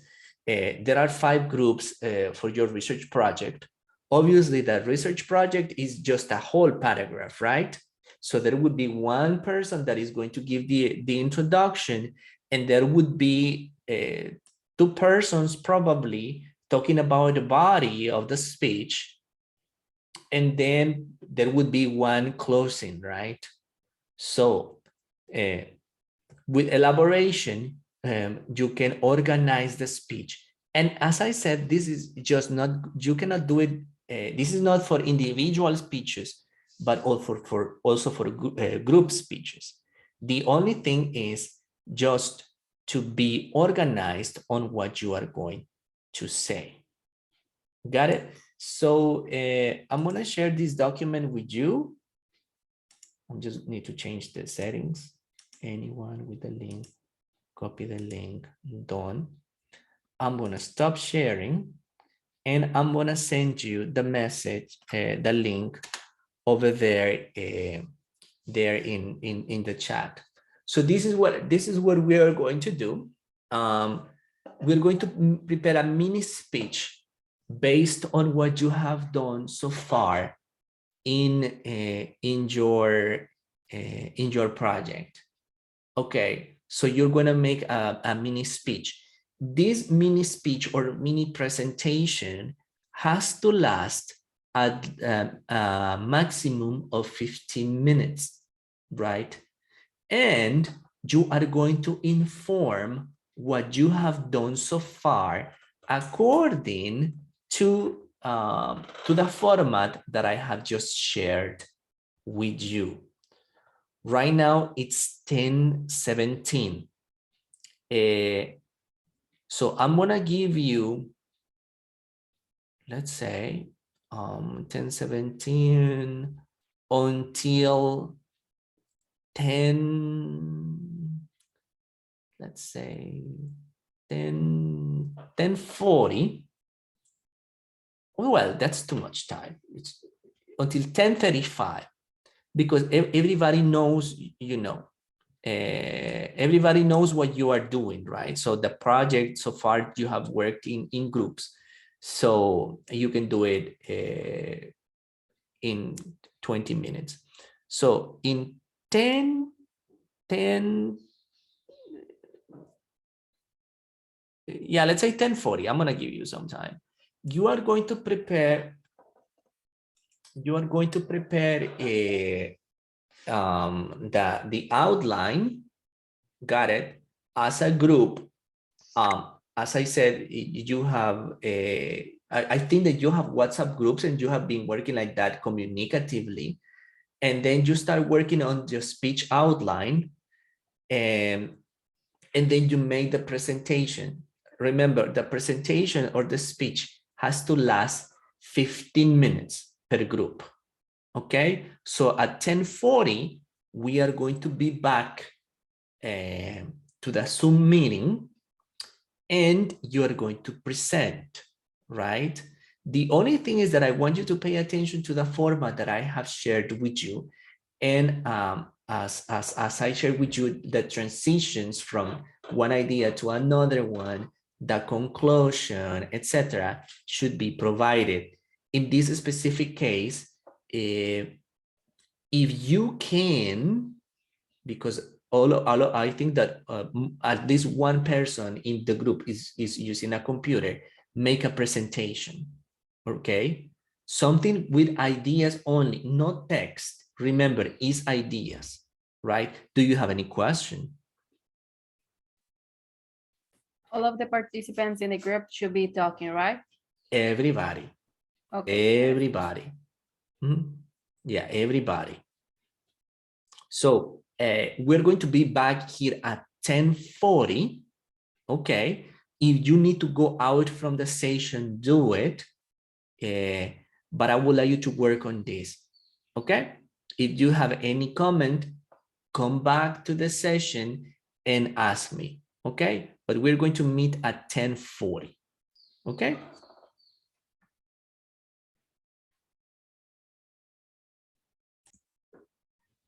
Okay. So we'll be So we're back over here. Let's say, I don't really know who would like to start. Well, we have just few people. Yeah, we're gonna wait. Just make sure that the rest of your group members can be back, because we need to develop this activity. And if possible, please turn on your cameras while speaking, right? As far as I know, and this was like an order that Mr. Peña has given to the students, and that's what he said, is that he had asked you to have your requirements to use your camera and your headset as well. So it's part of the requirement. I was checking that with your last professor, you had your cameras on all the time. So, well, at least, Actually, with Micah, well, she told us that we need to turn on the camera just the first 30 minutes of the session. Yes. And then, yeah, then sometimes when, like the time elapsed, we turn off the camera, but it was just like a lamp and in the middle of the session. Okay. She was just asking you to turn on the camera to make sure that you're there, right? Yeah. Yes, the first 30 minutes, and then we can turn off the cameras. Oh, okay. Okay, that's cool. I thought it was all the time, because I was watching your classes, and yeah, and every time that I was watching, you were with your cameras on, so I thought that it was all the time. Yeah, but anyways, thank you for just the first 30 minutes. Just the first 30 minutes. Yeah. Okay.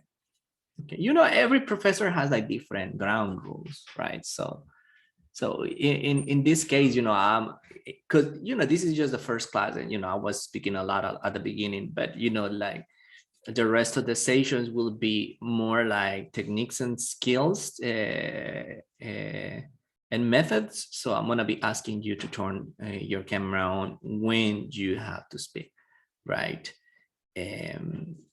So where's the rest? Oh, somebody wants to add? So somebody wants to start right now? Is any group that is complete to start presenting? Because I don't know the team members so far. You don't have any? So Kayla, who are your classmates, Kayla? Yeah, it is David Estrada,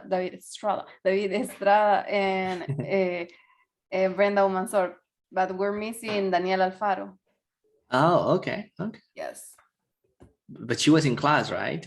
Yeah, she was, but all of a sudden, she was like kicked out of the meeting.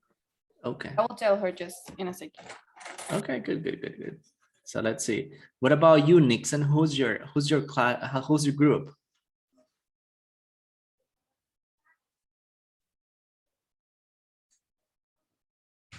Yeah, we don't hear you, unfortunately. Yes, I was about to say that. It's okay. Larissa and I. Oh, okay. So you can start because it's you three. It's okay. Okay, you said we have to turn on our cameras, right? Yes, perfect. Okay.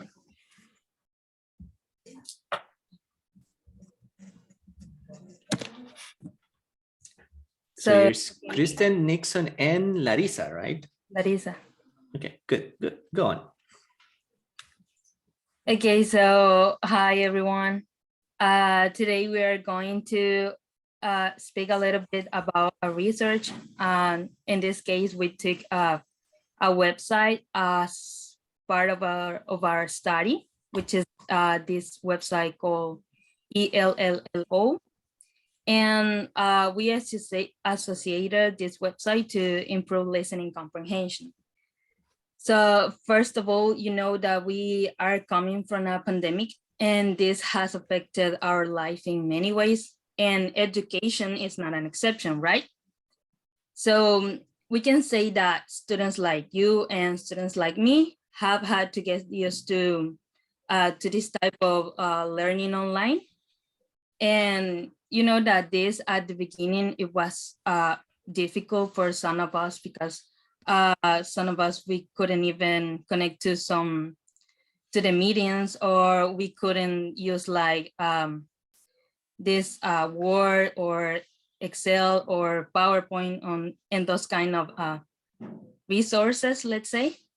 So it was pretty hard at the beginning to get used to this type of education, but through this time, many websites have appeared, of many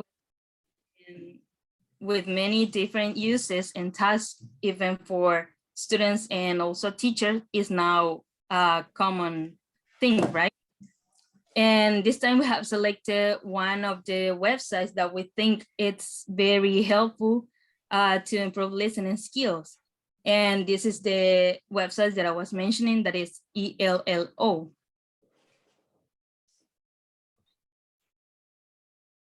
All right. Can you guys hear me?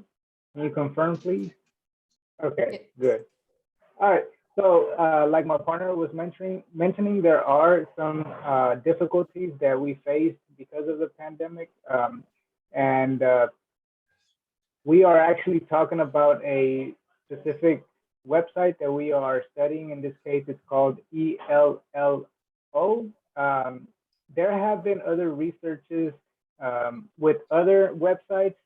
We haven't found one that targeted this website in particular. For example, there was one for another website that was very similar to ELLO, but it wasn't, they're not all the same.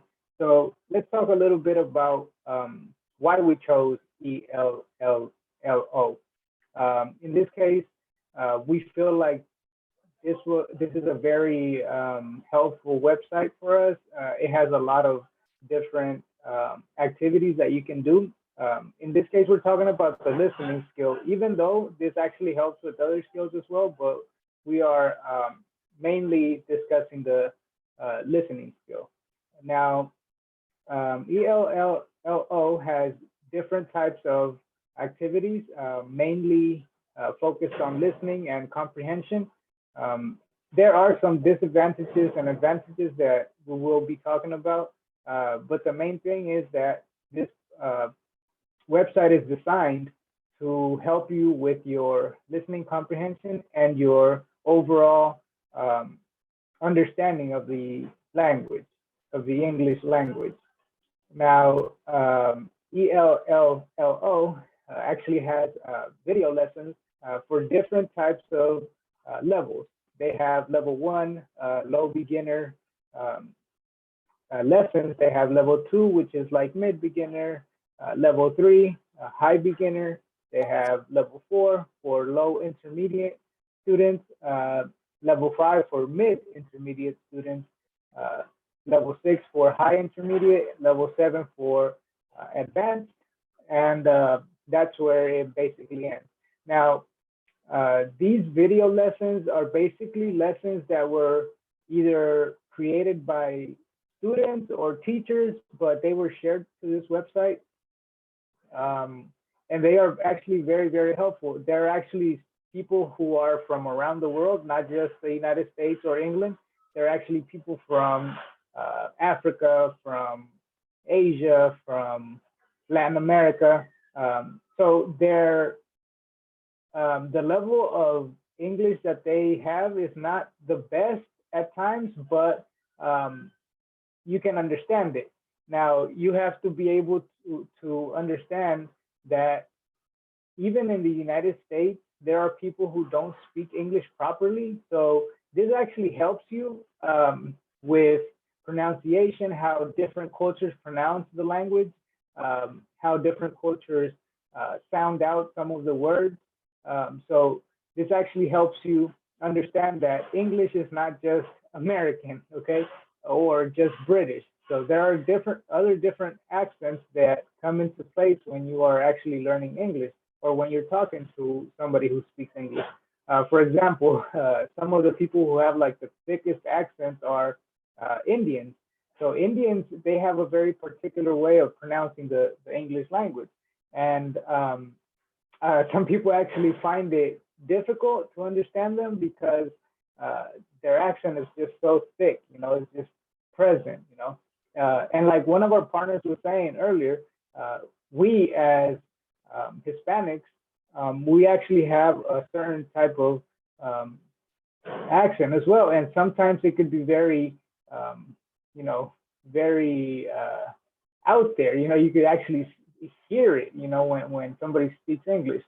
Not everybody is able to have a high level of pronunciation. So sometimes you could actually tell where the person is from just by listening to them. So this website actually helps you with that. You know, it helps you understand the different accents, the different ways of pronouncing the words. So we feel like it's a very, very useful tool for us.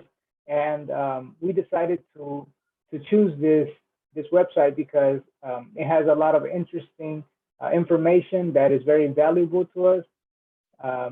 And yeah, so we're gonna go ahead and continue with the conclusion now. Thank you. Okay, as a conclusion,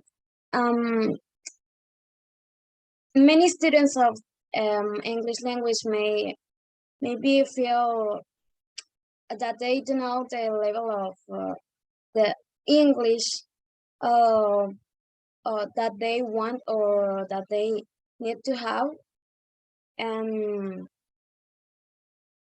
or maybe they do not know an effective tool to improve their skills, in this case listening skills. And that is a reason why we decided to improve to use this ELLO website, and where they will find many ways and tools also where they can improve their listening skills. So Okay, perfect. Good. Thank you. Thank you. A thumbs up for the group. Okay, I just want to make a couple of questions. So what is the main objective that you have for your research? Because you didn't mention that at the beginning. So what's the main objective that you stated for your research? So basically, the main objective that we have for the research is to be able to understand if this website is actually a great tool for people to actually learn, and how much a person can actually improve with this website. So as far as the website itself, because we know that we have other resources like, you know, the online classes and, you know, other websites that we can use, but we want to focus on this website in particular. Okay. How much it actually helps, how much it actually gives the people that level of comprehension that they need. Okay, perfect. I would just my suggestion, because you need to think of terms of collecting the information, and I'm telling you this, and not only to you, but also to the other groups, is that in this case, if you want to check if something works or not, then you need to try it on a specific group, right? So in absolutely. We actually have a group already established. Okay. Since we are, and some of us actually work, you know, teaching some lab practices at the university. So we actually have contact with some of the students at the university. Okay. So we actually have like a group already. Okay. Did you already said that? Did you already said that in the previous stage with Micah? Yeah. With the group? have. Okay, perfect. Yeah. So you already know about. So Joe, I just wanted to make sure, because there are some things that I don't have clear right now, because I don't have any report from you or anything. So that's why I'm sorry if I make some questions, because I just simply need to catch up on what you've been doing. Okay, so thank you so much. Absolutely. Okay, No perfect. problem. So thank you so much for this group. I'm taking notes too, so this will help me also get more insights about your group. So thank you so much. You can turn your cameras off. It was nice to see you. Thank you. Appreciate Okay, it. good. So what about a next group? That one's okay. This one's good. I mean, this website is nice. I've checked it a couple of times too, and it's a good tool. So any other group that would like to volunteer? Yes, I think we're ready. Okay, Kayla, go. Okay, allow me just 1 second to look at my classmates. Guys, are you there, right? Yes, Karina. So it's you, Kayla, David, and And Brenda, Brandon. Okay, yes. go. Good morning, everyone. I'm going to start this with a question. Can we introduce a podcast as fundamental strategy to improving the students to the listening and speaking skill? And we had to try to answer this question, but first, you know what is a podcast, guy? Can you tell me a simple word that can answer this what's podcast for you? Hey, David.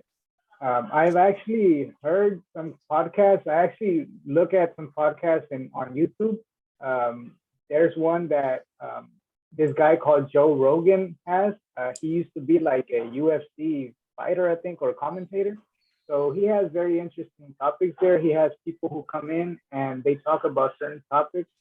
For example, one of the topics that I was actually looking at that I was very interested in is Elon Musk and how he is planning to have people actually live on Mars. So that was an interesting topic, and I think that's what basically podcasts are. Is basically like discussions about certain topics, and he has people who are like specialized in certain areas come in and talk about that. Yes, excellent. That is podcast. Podcast is a conversation between two or more person that can share their ideas or that they can talk about a different topic. That is not an interview with some person that people can confuse that the podcast is an interview with two more person. That is a conversation that you come to the different podcast. Another person that create that is Roberto Martinez. You know what is it, right? I like to watch this podcast because they is a very kind of person, and they always start with conversation between friends. This is the essential of podcast. And ever since human learned to communicate, this ability has to continue to get better between the time. It is something that directly to human beings spend in all areas. But the question is, we can introduce as a professor podcast as a tool that the student can improve speaking and listening skills. We as a group, and we had to try to answer this question. We had to put in order to the student create podcast and analyze data. That if it's a good strategy, we can introduce because in the pandemic, is some difficult for some students that said, I don't have the opportunity to share my idea or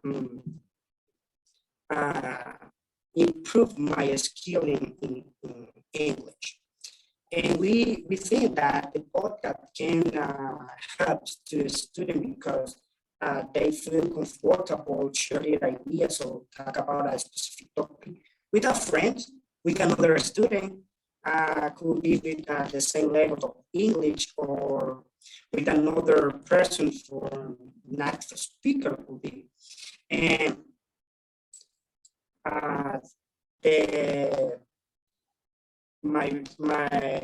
the group, sorry, is analyzed if we can use as a strategy or board what is the best for the students, because this is the main idea for the research. Yes, as my partner was saying, we have focused our attention on how the implementation of the recording podcast can affect or can enhance a students' speaking skill in students. Actually, we focus our research because, as David was saying, due to pandemic, there was a lot of people that were not able to speak. You know, sometimes when we are with introverted people, it is really hard to approach someone else to speak English, or due to the poor vocabulary, the poor confidence in speaking itself, it is really hard to start speaking or to approach someone else. So a good way, or the best way that we can improve this is to enhance or approach our students with a method that will be really like creative or interesting for them. Recording podcasts, as Nixon was saying, there are some podcasts really good, and we have based our research in two ways. We're going to collect surveys from the professor that's going to be developing this tool, and as well from the students, just to verify and measure the improvement during the podcast. And again, I go back to what it is our main focus. It's because students don't have the ability to say to someone else, hey, let's start speaking, or with a native speaker.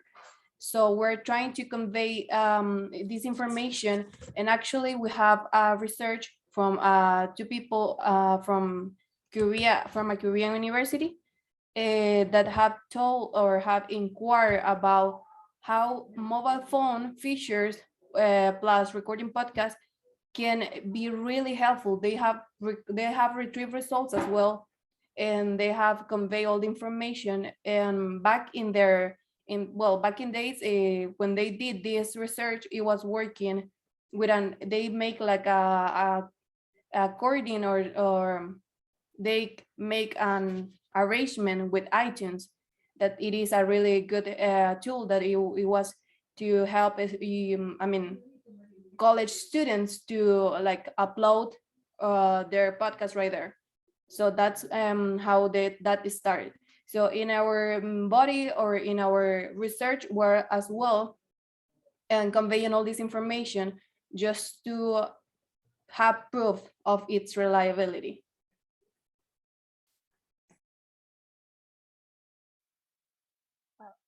For concluding, the podcast is cool advance for learning foreign language. Moreover, the creations when recording the podcast is to help to improve your speaking skills and also your listening skills, because uh, students listen to the audio or the video, and also they are training their ears, right?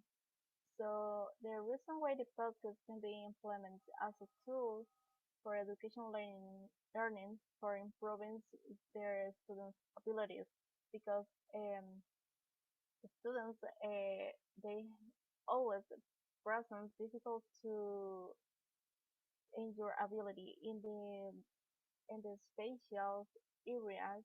They are so important ability that need to improve in students. Thank you. Okay, perfect. Thank you so much for sharing. So the main focus is speaking, right? Actually, we're focusing two abilities, two skills that are listening and speaking. Okay, speaking Yeah. and listening. Okay. So you already have a group, right? As you mentioned, and you have a professor, you have a teacher who's going to Yes. implement it, and a group of students, right? So you Yes. already, you don't have problems with the group. You would be administrating instruments, right? Not really. Okay, good. So just a question, just thinking ahead, are you planning into observing classes while the teacher is implementing the podcast? Or you have just you have only stuck to, administering surveys? Actually, we're going to do surveys and interviews. And Uh-huh. yes, we're plan to like watch some of the recordings just to verify and measure the improvement. Yes. Okay, perfect. Okay, perfect. Good.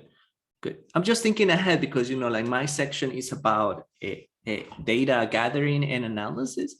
So in those cases, if you are thinking about analyzing, remember that probably you need to have like a rubric, like an initial rubric, where you listen to their students' performance at the beginning and then another rubric at the end, where you can measure differences, right? So that would be easy to analyze the information at the end when you write the report, something like more practical, something more seen, right? Good. So thank you so much for this group. Good to see you.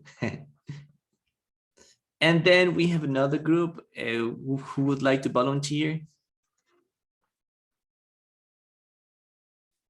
So we're having this one is speaking English. We are ready. Okay, perfect. Go on, Diana. Okay, thank you. Our research topic is the improvement of listening comprehension and speaking production through online video games. So in recent years, as we know, video games have become very popular and it has aroused the interest of many research to investigate the fact, but not only in analyzing the time that the people dedicate to this type of games, no. So our purpose here is to analyze the influence that online video games had on the development of listening comprehension and speaking production during the COVID-19 and how this made them more notable and prominent than they used to have before. So our central idea in this is to identify how students improve their ability to understand vocabulary, sounds, and commands expressed while they are playing, and also to establish a relationship between the students' improvement in listening comprehension and speaking production to know how students use this vocabulary and expressions learned in their daily routine. So it is well known that learning happens in classroom, but they can also occur outside the classroom. So learning a second language is a good example of this. Moreover, there are some skills that can be put in practice, and there are many ways of improving listening comprehension, speaking productions when learning a second language. But our attention will depend to the one of the most interesting and motivation tools that learning can use to practice this language, that is online video games. So people are aware around the world that this situation has changed significantly during the COVID-19 pandemic.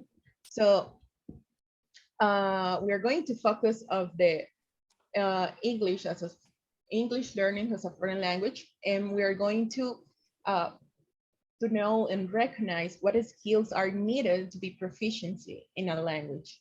So not only it is the information provided through the research that we are doing, it's just that also it's going to be important for teachers, students, because they can take advantage of it, and it can be useful for teachers because one of our goals is that students feel comfortable, feel like really important to take advantage of these tools that we had handy.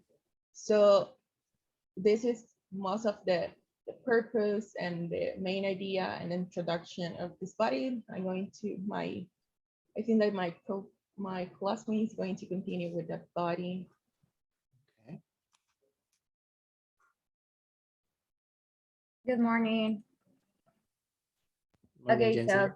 so continuing with this topic. So the first point that we wanted to research was how can we improve listening skill through these online video games.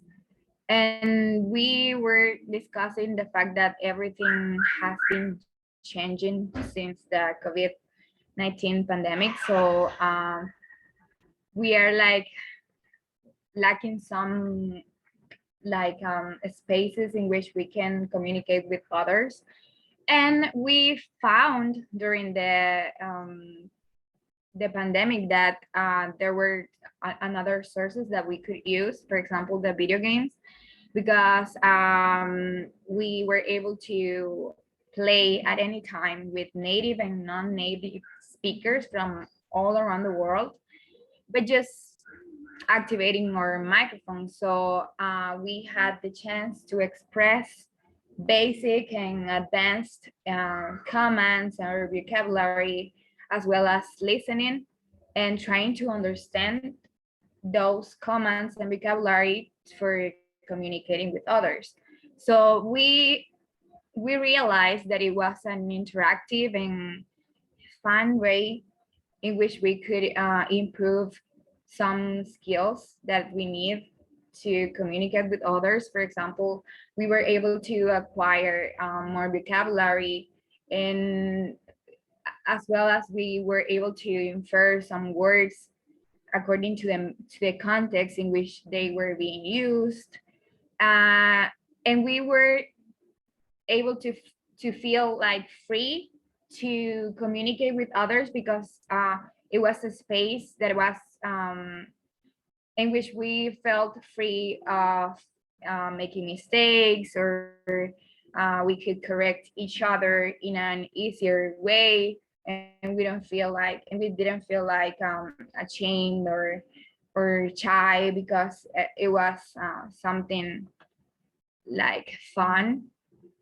So we consider that these online video games should be taken into account when improving listening skills, because we all have done this before. We have played, and we can do it in our free time, but we can also include it in our classes, because I think that when it is combined, it is better, because we could acquire like the structure and grammar and all the rules in our classes, and we can go and put it into practice while playing with our classmates or with people that we don't know. We also consider that this is like more meaningful, because when we are playing, there are some feelings are involved, and we are like more involved or connected with the people we're playing with. And I think that those are some aspects that we took into consideration. And well, my classmate is going to tell you a little bit more about how it can also improve the speaking production by just playing.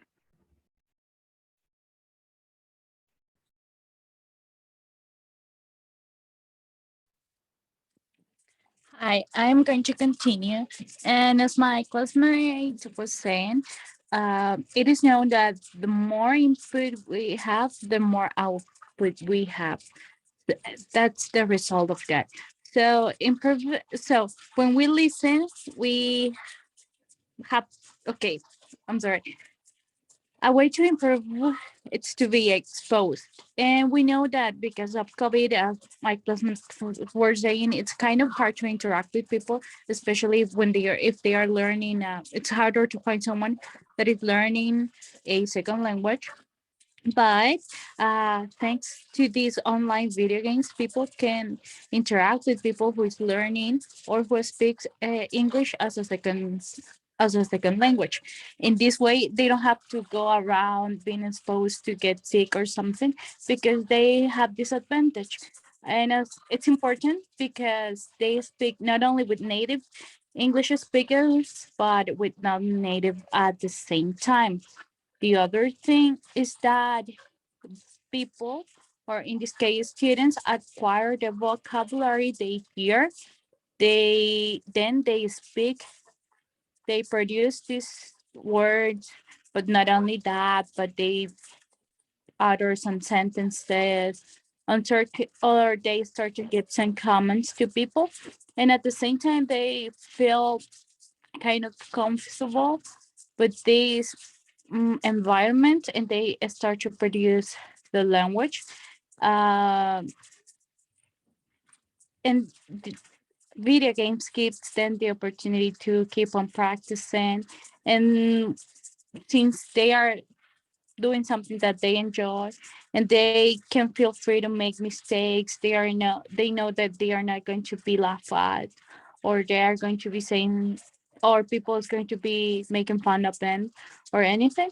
They just lose that fear of practice, and at the same time they keep improving their listening, and at the same time their speaking skills. And this is something very meaningful to them, because they don't only practice that on while they are praying, but then they are able to practice it on their daily life. Good, nice and interesting topic. I think many people like to play video games. Giovanni is missing? Yes, yes. Oh, I'm sorry. I didn't know that there were groups of 4. Okay, I'm sorry, Giovanni, go.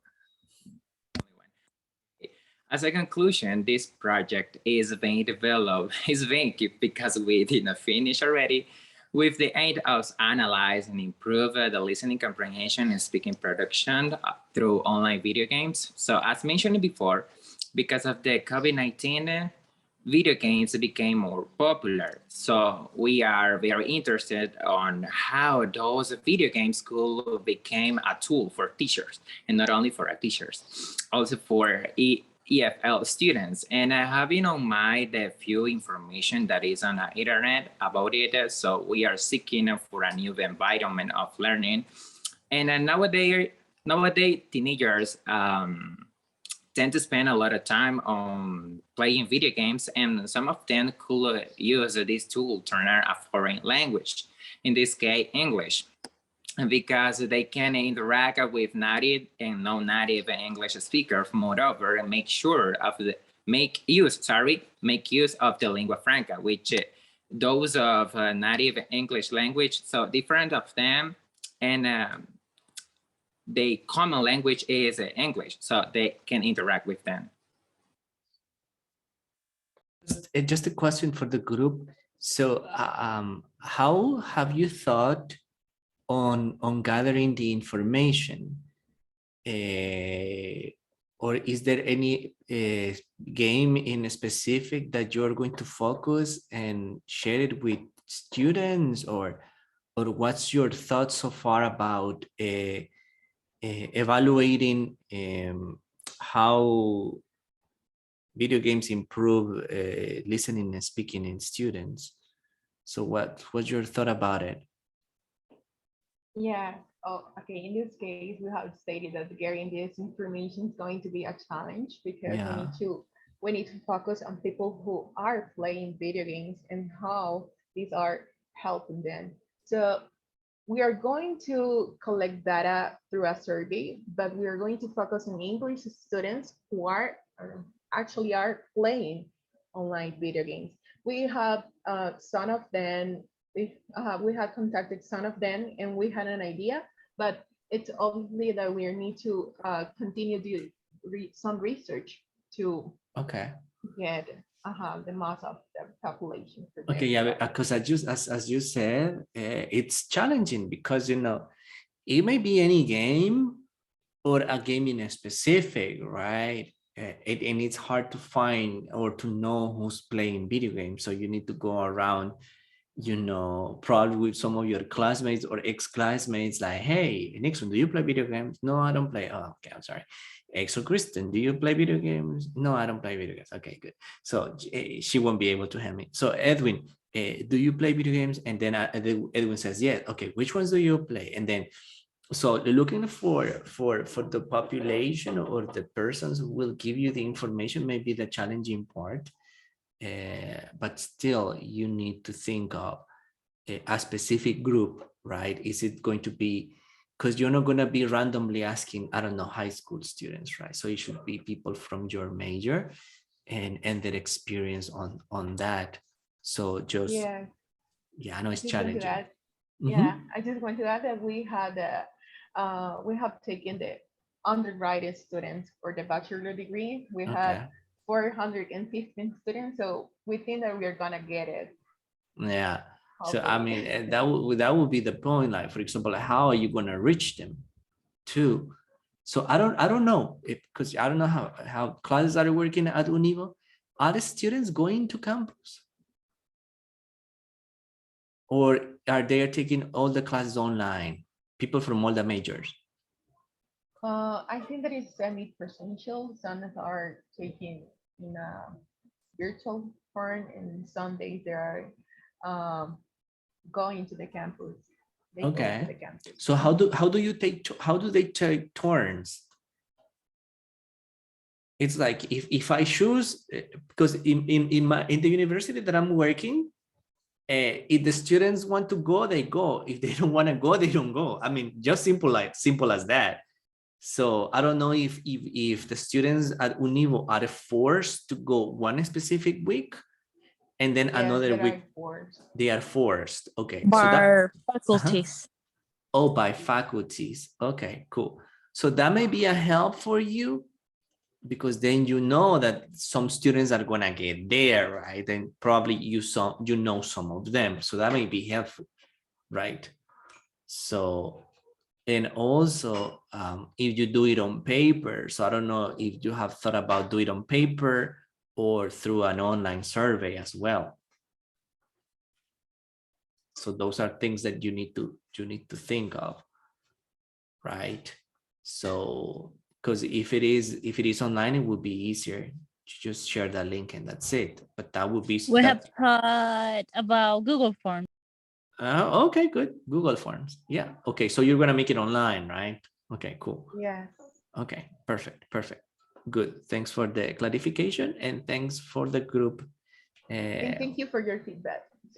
It's okay. I'm just asking because I don't want you to have problems in the future, and or you have any question related to this section that is called data analysis about procedures, for example, more specifically about procedure, because then I'm going to be explaining about the tools and the instruments and how to analyze the data later. But if you have any problem about how to gather the info, I mean, you can contact me. In the short video that I posted in Campus Univo, you may find my email account. So I'm going to write it down over there in the platform so you can see it. So thank you so much for your time, and very interesting topic. I'm a video gamer. I play video games a lot.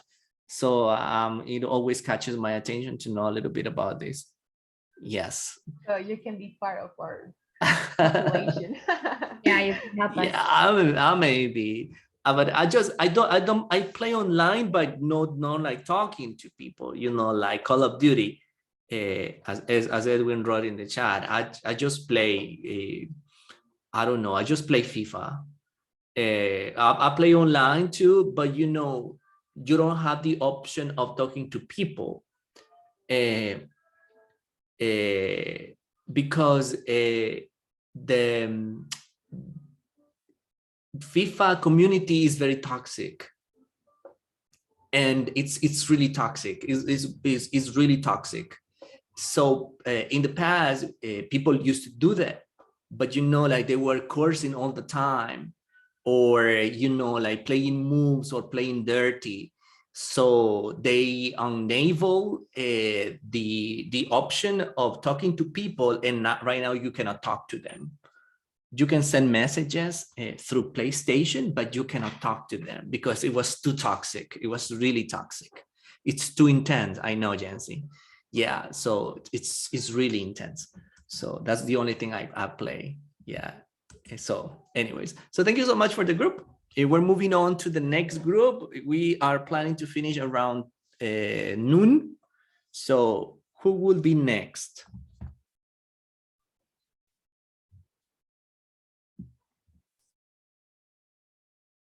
I think there is just missing one word.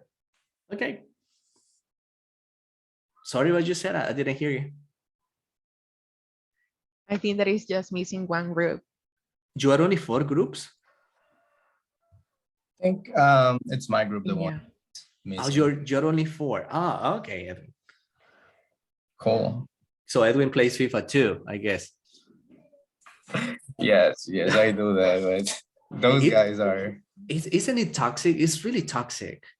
It You know, is, FIFA it is so Especially- toxic. The thing is that everybody thinks that knows everything. Yeah. Yeah, Yeah. and they play like very stupid things, and they're gonna be telling you racist stuff all the time, Yeah, for sure. It's which is just- cool, you know, because you can actually practice your cursing in English. Yes, but no. Okay, you I can. mean, if that works for their research, I can actually provide them a lot of learn through FIFA. So especially when you got these people talking like this because they are from India. Yeah, it's just like so funny. Okay, but anyway, So- go on. I'm sorry. So good morning, everybody. Good morning, you, Mr. Roberto. In today's, let's say, talk, we're going to be introducing the main idea, which is for our research, which is going to be improving listening skills through lab practice. And pretty much the focus of our activity or our research is going to be on, you know, since the TOEFL test, the regular TOEFL test that we are taking, it's focused on you got part A and part B and part C on the listening test. You got the short talks at the very beginning. You got 15 short talks, which are, you know, one person talking, the other person is like just trying to answer, and that's it. And then you got the famous question, which is, what does the woman mean? So the main point of our research is going to be for students to improve in this section, because somehow this can be very tricky. Some students might think that this is the easy part just because we don't have to listen to that many information, to that many things, but that's the hard part, because sometimes people get so used to think like that and they are going to miss so many points into this section. So what we're going to be doing with this is we're going to be testing a class, which is going to be the advanced English class at Universidad de Oriente. It's an advanced English course in the lab practices. I don't know if you are familiar with the lab practices. If you're not, I'm going to be like just giving you a brief introduction, which is going to be like extra courses where you can pretty much do what it says, practice. So the whole thing is going to be that we're going to be tracking up some, you know, procedures, some skills that are going to be taught or are going to be, you know, apply. We already got the book that the teacher is using. So we already got the skills that the teacher is pretending or aiming to apply through the course. We want to check out by the end of the research if these students are, you know, I mean, if the skills that these guys are applying are working or not. We're going to have a population of 19 students. And the main point of this is going to be testing how these skills work out for them. If I have to make like a summary of some of the skills, because there are several of them, but some of the skills might be as easy as knowing the rules. Those are some problems that students have pretty much all the time, because at the time of taking a TOEFL test, the students are really scared about what's going to happen. What is the audio going to be about? And that kind of things might, you know, get them frustrated even before taking the test, which is hard. So the main point of this is trying to make the students know that the rules are going to be exactly the same for all the TOEFL tests all the time. So they got to be familiar with that. That would be the first one. Second one might be paying attention to the second lines. Students think at the very beginning that they have to listen to the whole audio, like the complete audio. They have to pay attention to every single word. And that's a big mistake, because on the short conversations, number one, it's like you got to pay attention to the main message that is being sent. So the first person might be asking something, but what the guy at the end is going to be talking or asking you is going to be like, what does the woman mean? And pretty much in the 60 or 70% of the time, the person that is, the woman is going to be the second person talking. So he's not asking you about the first person. He's asking you about the second person and what this message was about, you know. The third, skill that might be practice, and actually it's going to be practiced through this course, is going to be to avoid similar sounds or use synonyms. So these kind of skills, I don't know if I am like getting too long or like talking too much about this, but the main point of our research is going to be that. Sorry about the rooster. So the main point of our research is going to be that, having the students to get familiar with the skills, having them improve their listening skills, and specifically, you know, because the TOEFL is so huge, there are every single book is going to teach you different skills for the same question maybe. But we're actually using the Longman paper course, and we are looking for students to improve their listening skills, specifically on part 8 of the listening test. So that's our main point. My sister here, I'm sorry, let me see. Natalie is gonna give you guys extra information. Yes, well, as we know, we had the lab practices maybe 1 year ago, and we can remember some techniques, some activities that we had, and that with the TOEFL test. But I remember that some activities that we had in the lab practices were not good for us. I remember the part of the listening comprehension. I remember all the activities that we had. But if we think about the vocabulary, the culture, and the synonyms of the words, we need to think more about when we have one word and we have the audio, our mind is processing that word, and we can see that that word has many meanings. Okay, so the culture of the word is different. Okay, so the TOEFL test is a problem that we need to see more. I don't know how to say this. So the thing is that the lab practices that we had were I don't know how to say are good for us or were good for us. Effective? Now, yes, so furthermore, we have the problem of think about the audio is correctly. I don't know. So as a students or as a group, we need to think more about the activities that are good for the students to have good scores for the TOEFL test. The activities that the teachers are using are really good for our listening comprehension. So we need to think about it. So as Nain said, we have many problems with the listening, with the part of the listening comprehension. So we need to search the specific problem of that. So I can say that I need to improve my listening comprehension with very good activities for the TOEFL test, right? So I need to know the culture of the word that I listen of the audio. I can get confused with the audio if I have a word that I already know, but I don't know if that word is the word that I know, the meaning that I know, because as we know, we have words that has many meanings. So we need to know all the meanings of the words, the idioms.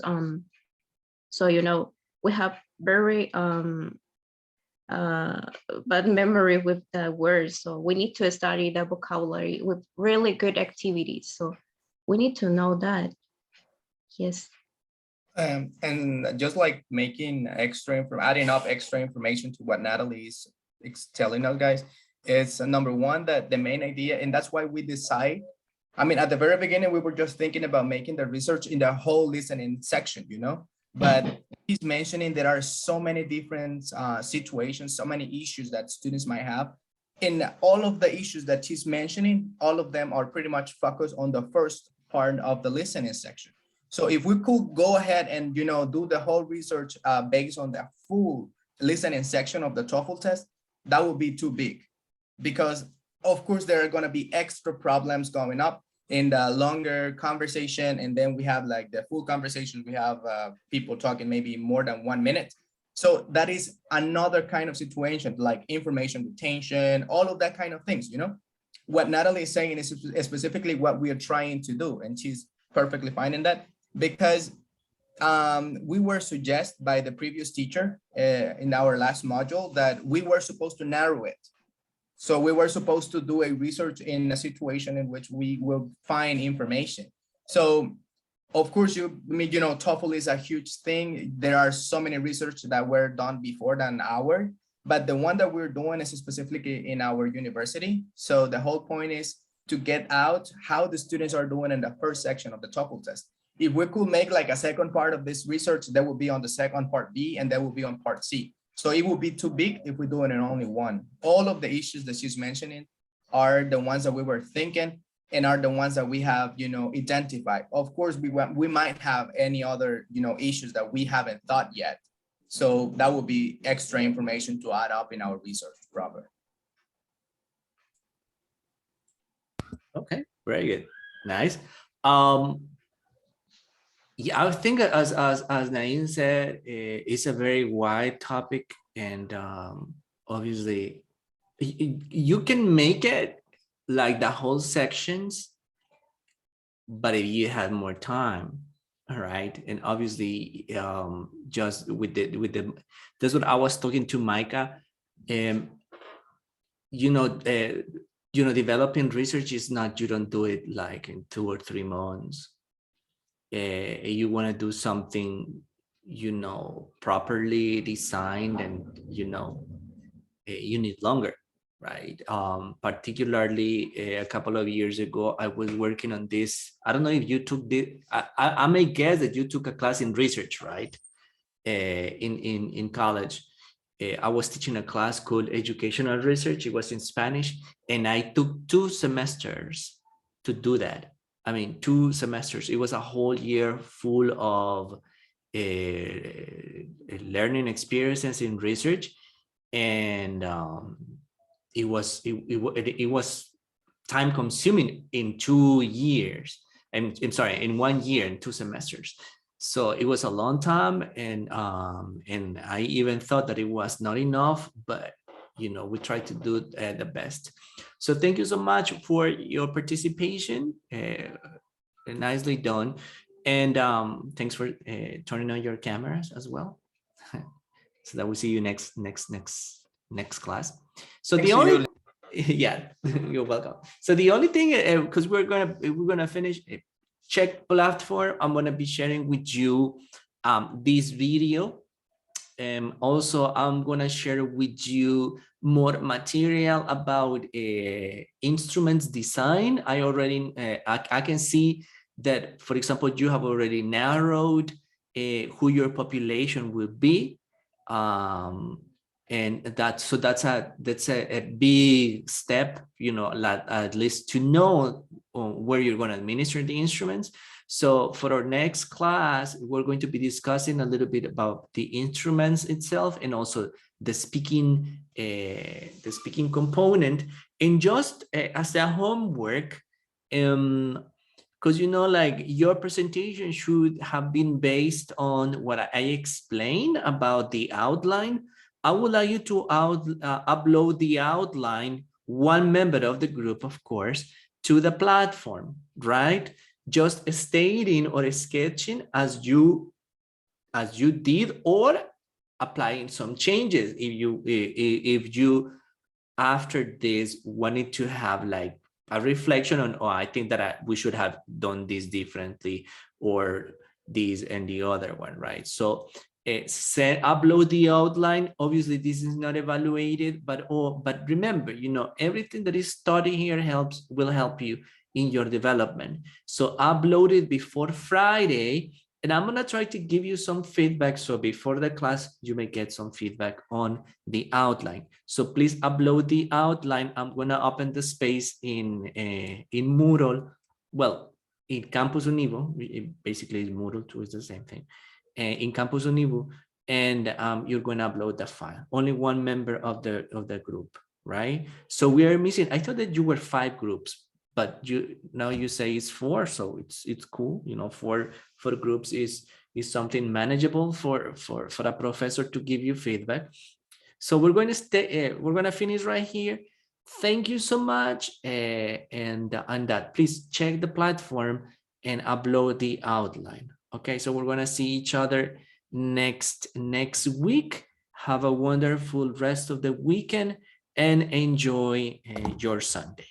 Okay, so thank you so much. Bye-bye, people. Thank you so Okay, much. thank you. Take care. Bye. You too. Blessings. Happy Sunday. You too.